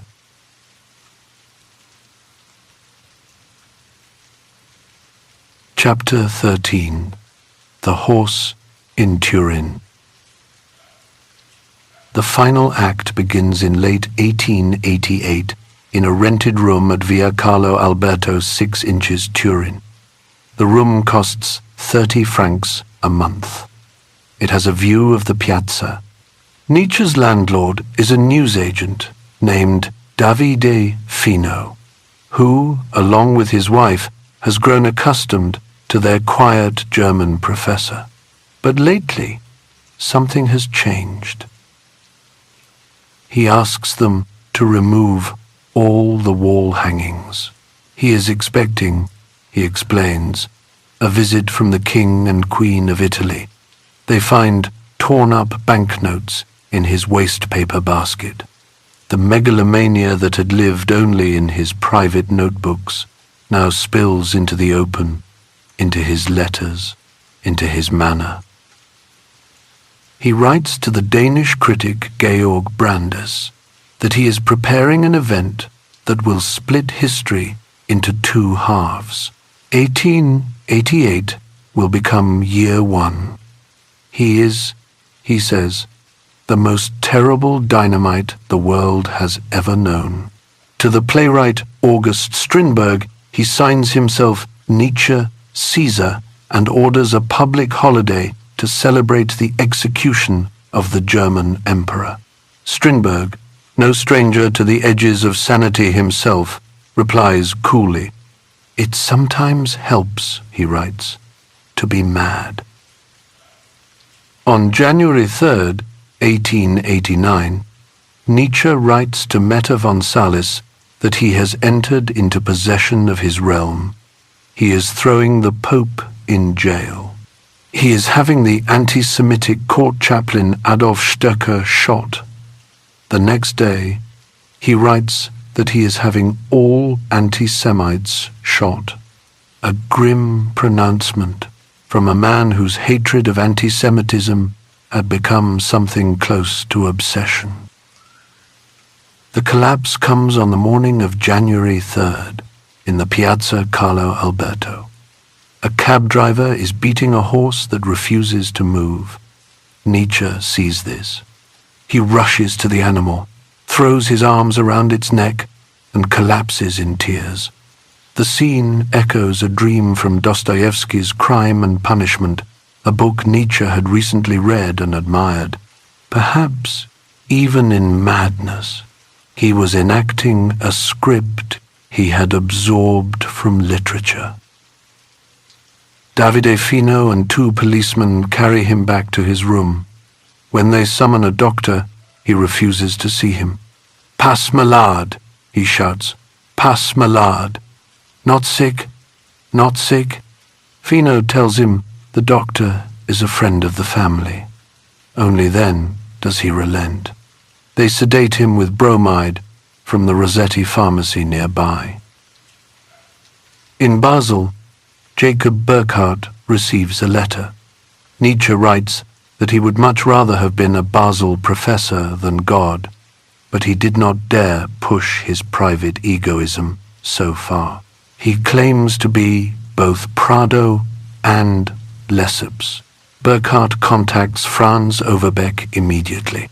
Overbeck consults a psychiatrist, Professor Ludwig Ville, who urges him to get Nietzsche out of Italy at once.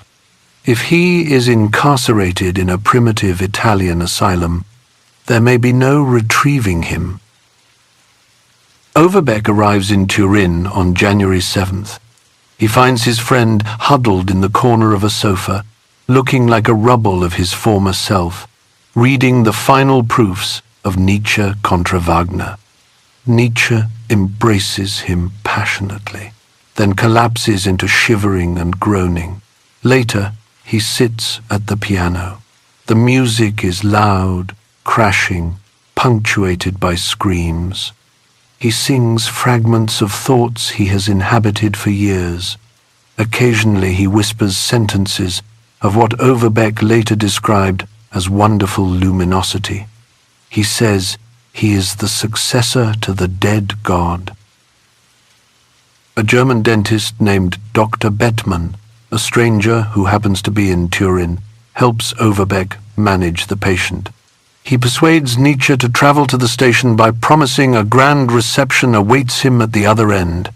During the train journey to Basel, Nietzsche is sedated with chloral hydrate.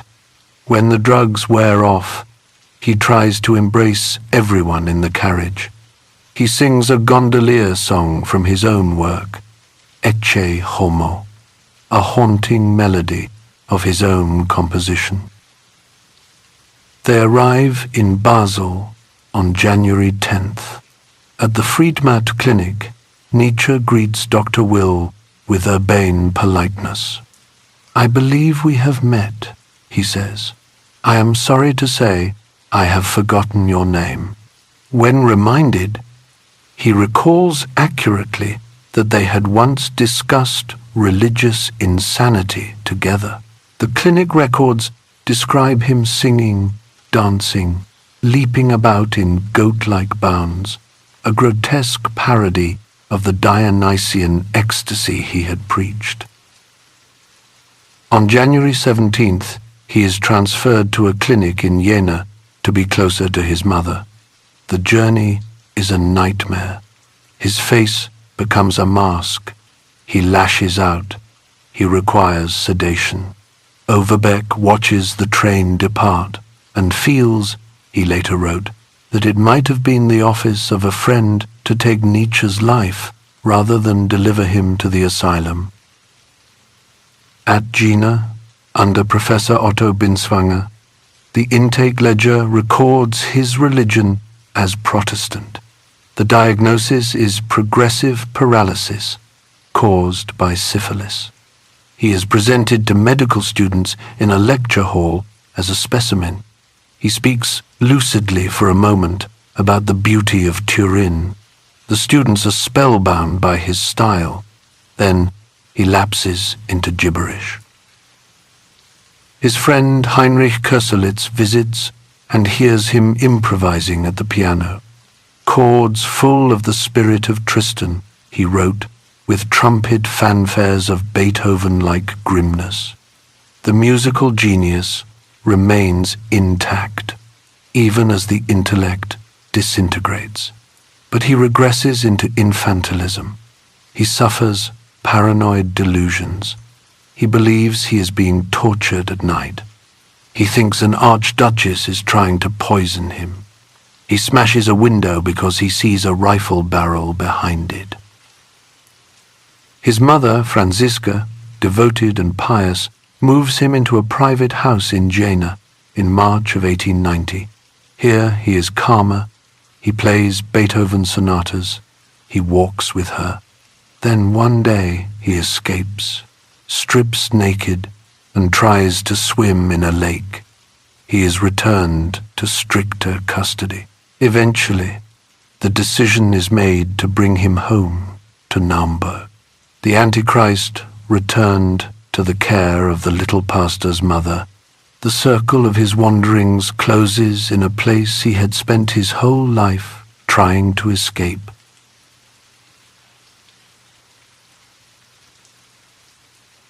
Chapter 14. The Sister and the Lie. In May of 1890, Nietzsche was installed in his mother's house at 18 Weingarten in Naumburg. He lived upstairs, cared for by Franziska and a loyal servant named Alwine. The lectures by Georg Brandes mentioned earlier were now bearing fruit. Essays comparing the philosopher to Hamlet appeared in major journals. "What a noble mind is here o'erthrown," one critic wrote, and the man himself sat in a chair by the window, staring at the wall, sinking slowly into apathy and paralysis. As we saw, Elizabeth had left for Paraguay with her husband Bernhard Förster to establish their Aryan colony. That dream was now collapsing. Nueva Germania had descended into debt, swindling, and incompetence. On the 3rd of June 1889, Förster checked into a hotel room and swallowed a mixture of morphine and strychnine. Elizabeth attempted to maintain the fraud for years afterward, even bribing a doctor to certify the death as a heart attack. But eventually, the settlers turned on her, calling her a liar and a thief. She fled back to Germany in 1893. Upon her return, she legally changed her name to Förster Nietzsche. That hyphen did something interesting. It chained her brother's name to the anti-Semite he had despised. And Elizabeth quickly recognized that the Nietzsche business held far more potential than the failed Paraguayan timber business ever had. Her brother's fame was growing. She intended to own it. Her first move was to evict Heinrich Köselitz, the devoted friend who had been preparing a critical edition of Nietzsche's writings. She screamed at him, "Who made you editor?" She ordered his 5 completed volumes to be pulped. She would have total control, or nothing at all. She established the Nietzsche archive on the ground floor of the Naumburg house. It became a kind of shrine to the brother she kept imprisoned upstairs. She held readings of his works for visitors, performances that were occasionally interrupted by the groans and howls of the madman from the floor above. She pressured her mother relentlessly to hand over the copyright to Nietzsche's works. She eventually succeeded by securing a bank loan which she falsely presented as a gift from anonymous admirers. She bought the rights for 30,000 marks. She hired editors to prepare new editions. One of them, Fritz Kögel, soon discovered her plan to suppress and forge texts. He began keeping a secret record of the actual manuscripts versus her edited versions. Rudolf Steiner, the future founder of anthroposophy, attempted to teach Elizabeth the basics of her brother's philosophy. He gave up. She lacked, he noted, all understanding of fine and even of crude logical distinctions. She had no respect for facts or objectivity. The most infamous fraud was the creation of a book called The Will to Power. Nietzsche had abandoned this project in 1888, deciding the material was better used in The Antichrist and Twilight of the Idols. But Elizabeth took his discarded notes, his jumbled laundry lists, his rejected aphorisms. She stitched them together to create a systematic magnum opus that Nietzsche never intended to publish. She arranged the fragments to support her own nationalist views, creating the impression of a coherent philosophy of power. It would serve as a Bible for the later German right wing.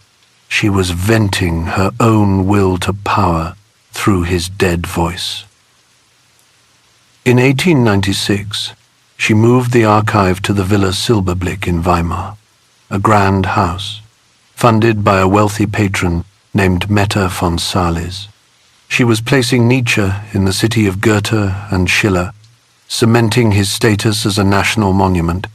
She dressed the invalid in white, pleated, priestly robes. He looked like something between a Brahmin and a biblical prophet.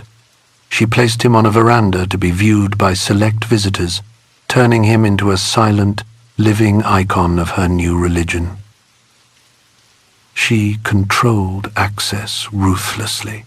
When visitors came, she staged the encounters so that Nietzsche appeared as a silent mystic staring into the distance. They did not know he was merely catatonic. She wrote a biography of her brother which systematically lied about his life. She invented a happy childhood. She suppressed the influence of Lou Salome, claiming she was a Finnish Jew. She wrote herself into the center of his intellectual development, claiming he called her his Lama out of respect for her wisdom. She destroyed letters and documents that contradicted her narrative. She purged his correspondence of his vitriolic attacks on her and her husband's anti-Semitism. She invited the Weimar elite to the villa, transforming herself into the high priestess of the Nietzsche cult. She received the accolades that were meant for him, basking in the reflected glory of an intellect she never understood. The ultimate irony is her success. By the time of her death in 1935, she had firmly established Nietzsche as the philosopher of German imperialism. The distortion was so complete that Hitler himself would visit the archive to pay homage. The dynamite had been diffused and repackaged as a national monument.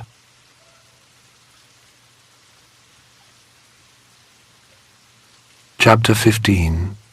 Becoming Who You Are. The Villa Silberblick stood on a hill in Weimar, with views stretching across the German countryside. But the man inside could no longer see them.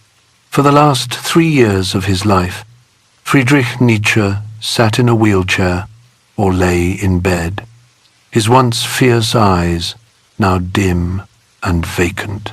The philosopher who had declared war on the foundations of Western thought would occasionally mutter stock phrases.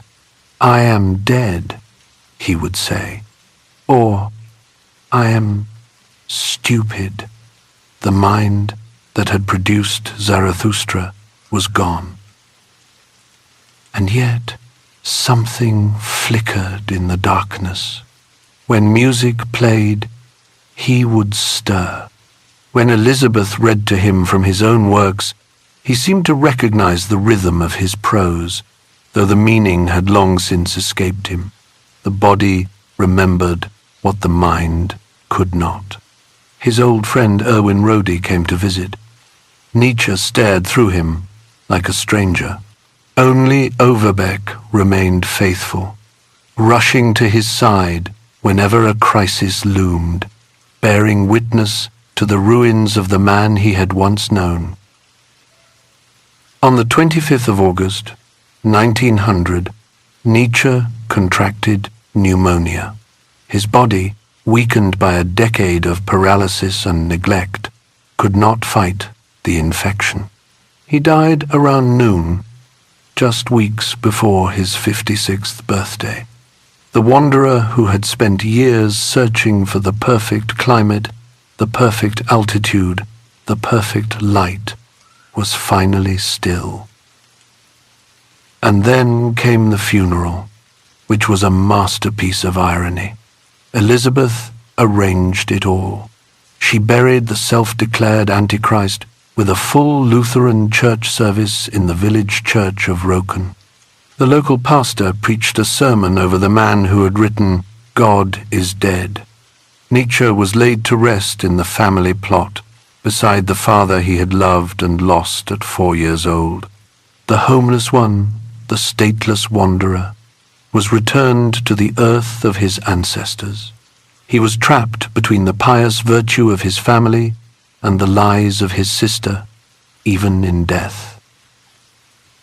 Peter Gast, despite everything Elizabeth had done to him, pronounced the benediction at the grave, "Holy be thy name to all coming generations," he said, as if Nietzsche were the founder of a new religion. It was an odd tribute to a man who had spent his life attacking religion. But then, odd tributes were all that awaited him. The tragedy of his afterlife began almost immediately. The will to power, that fraudulent patchwork Elizabeth had stitched together from discarded notes, became a standard text. During the First World War, German soldiers carried Zarathustra in their knapsacks alongside the Bible. They misread his call for self-overcoming as a call for military conquest. They turned the philosopher of radical individualism into a prophet of national aggression.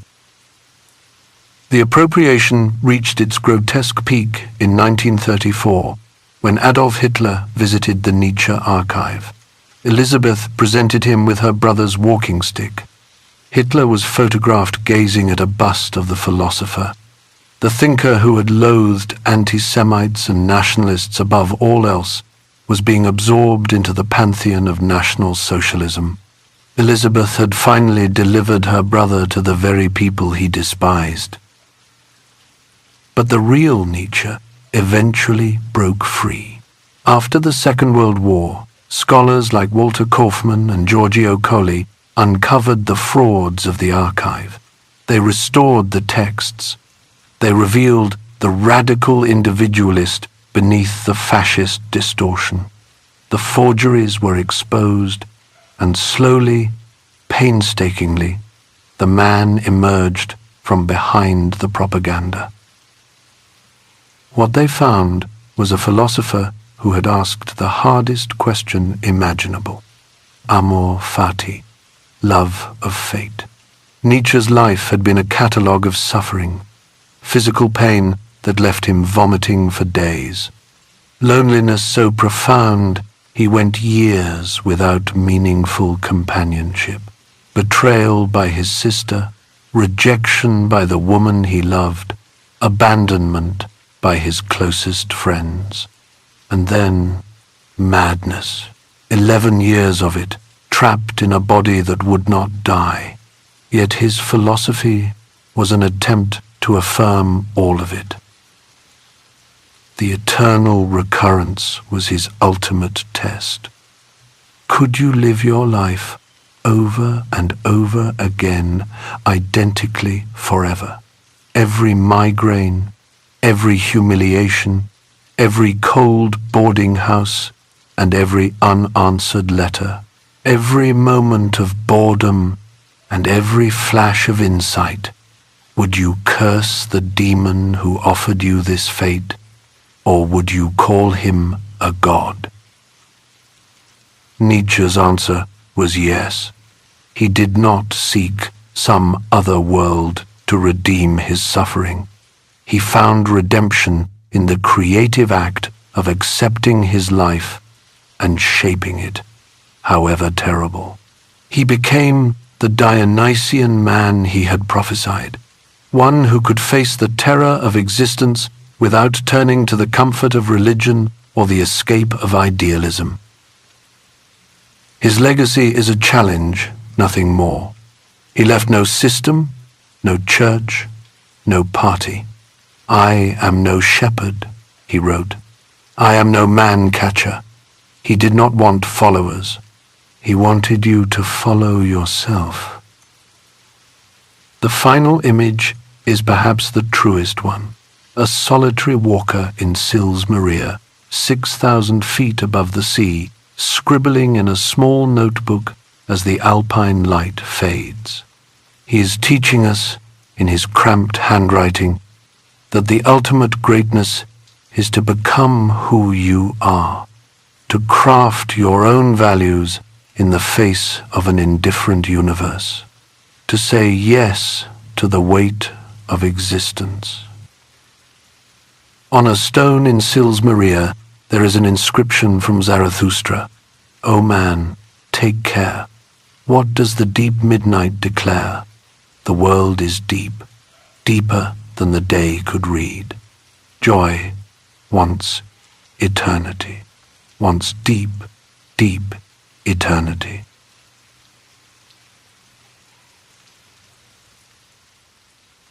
Epilogue. How to read like a parasite. The story does not end in the madness of Turin. It does not end at the funeral in Roken, with the church service that would have made the Antichrist roll his eyes. And it does not end with Elizabeth's forgeries, however much we might wish it did. The story continues into the glass-walled offices of Silicon Valley, into the boardrooms of the 21st century, into the very air we breathe when we talk about personal brands and authentic selves and becoming who we are. Nietzsche won. That much is clear. Steve Jobs never read The Philosopher, apparently, but his biographer noted that he lived by what could only be called a Nietzschean code, creating his own values, bending reality to his will. The sociologist Andreas Reckwitz has a term for what we've become, a society of singularities. We must all curate ourselves now. We must all become unique brands. To be part of the herd is the modern shame, the thing we scroll through Instagram to avoid. The ancient command to know thyself has become something else entirely. It has become a competition, a life and death struggle to produce a unique way of life, an authentic persona, a marketable soul, and in this contest there are winners and losers. The losers get that word we all dread now, that Nietzschean slur, basic. But how did this happen? How did a philosopher who died raving in his sister's care become the unacknowledged legislator of neoliberalism? Part of the answer lies in what happened after the Second World War, a deliberate intellectual operation designed to scrub the Nazi stink off his reputation. We might call it a hermeneutics of innocence. The chief architect was a translator named Walter Kaufmann. He became the gatekeeper of Nietzsche for the English-speaking world, and he did his job with surgical precision. Brutal German words were softened. Vernichtung, which means extermination, became the gentler destruction. Züchtung, which means breeding, became education or raising. The aristocratic radicalism, the explicit demands for slavery and the annihilation of the weak were quietly ushered out of the room. What remained was a sanitized figure, a misunderstood poet, a counterculture rebel. The baby boomers and the new left could adopt him now. He hated institutions, he hated the state, he hated conformity. He was perfect for 1968. Students who had never read a page of the genealogy of morals knew they were supposed to become Übermenschen. Professors received visits from young people complaining of schizophrenic episodes induced by trying to live Nietzsche as a guide to revolutionary life. The French philosopher Gilles Deleuze cemented this image, a nomadic Nietzsche, a disembodied kit of tools for decoding capitalist repression. The will to power became a weapon against bureaucratic stagnation, against the dead hand of the state. What was conveniently ignored was that Nietzsche himself had plotted against the working class with considerable enthusiasm. And yet, the most fascinating appropriations came from people Nietzsche would have dismissed as failures, as slaves, as herd animals. Huey Newton, the Black Panther leader, sat in a jail cell repurposing the will to power. He took the concept of the transvaluation of values, the trick Nietzsche claimed the Jews used against the Romans, and applied it to the American police. By coining the slur pig, Newton aimed to strip the oppressor of their invincibility. The terrifying white policeman became a grotesque, unclean animal in the eyes of the black community. It was a perfect Nietzschean inversion, designed to unhinge existing identities, designed to create power among the very people Nietzsche's philosophy sought to crush. The socialist novelist Jack London wrestled with what he called the Nietzsche virus. He was seduced by the blonde beast, the celebration of strength, the contempt for the weak. But he also knew his own peers, the working class, and he described them as men wrenched and twisted out of shape by toil. He tried to reverse the formula, to put the proletariat in the position of the strong, but he remained trapped in the wolf mindset. The aristocratic disdain for the passive mass is hard to shake once it gets into your bones. These appropriations are fascinating. They prove the philosophy can be reverse-engineered, but they cannot erase the Janus face of the actual project. Nietzsche was never merely aesthetic. He was fundamentally political. There was a continuous polemic against Marxism and socialism running through his work, a terror of the Paris Commune of 1871 that shaped everything he wrote afterward. The death of God was never just a theological observation, it was a political crisis. Without the Christian promise of heaven to pacify the poor, the socialist tide might rise up and demand happiness here on earth. Nietzsche viewed this demand as madness. The utopia he actually envisioned was a hyper-capitalist caste system. Hard work and misery would be allotted to the dullest man, shielding a small elite of higher men who required leisure time to create high art. He advocated explicitly for a pathos of distance, a physical and spiritual separation between the noble and the plebeian. The slavery of the many was, for him, a necessary condition for the highest existence of the few. The concept of ressentiment is still deployed today, against woke mobs, against grievance politics, against anyone who complains too loudly about injustice. But we should remember what it was originally for. It was weaponized to delegitimize the valid anger of the working class. Their demand for justice was reframed as toxic envy, vengeful sickness, biological inferiority. Even the doctrine of eternal return was intended as a weapon for the ruling class, a tool to naturalize the brutality of capitalism and enforce stoic acceptance. The subaltern classes would abandon their hopes and illusions of a better future. They would say yes to the wheel. The danger of trying to make Marx and Nietzsche friends is that the reactionary core slips in through the back door. Leftists become elitists who despise the herd. Aesthetic rebellion takes priority over collective solidarity. The monster wins wearing a liberating mask. There is another way to read him. Early socialists like Kurt Eisner called it parasitical reading. You enter the Nietzschean labyrinth, but you go looking for an exit, not a home.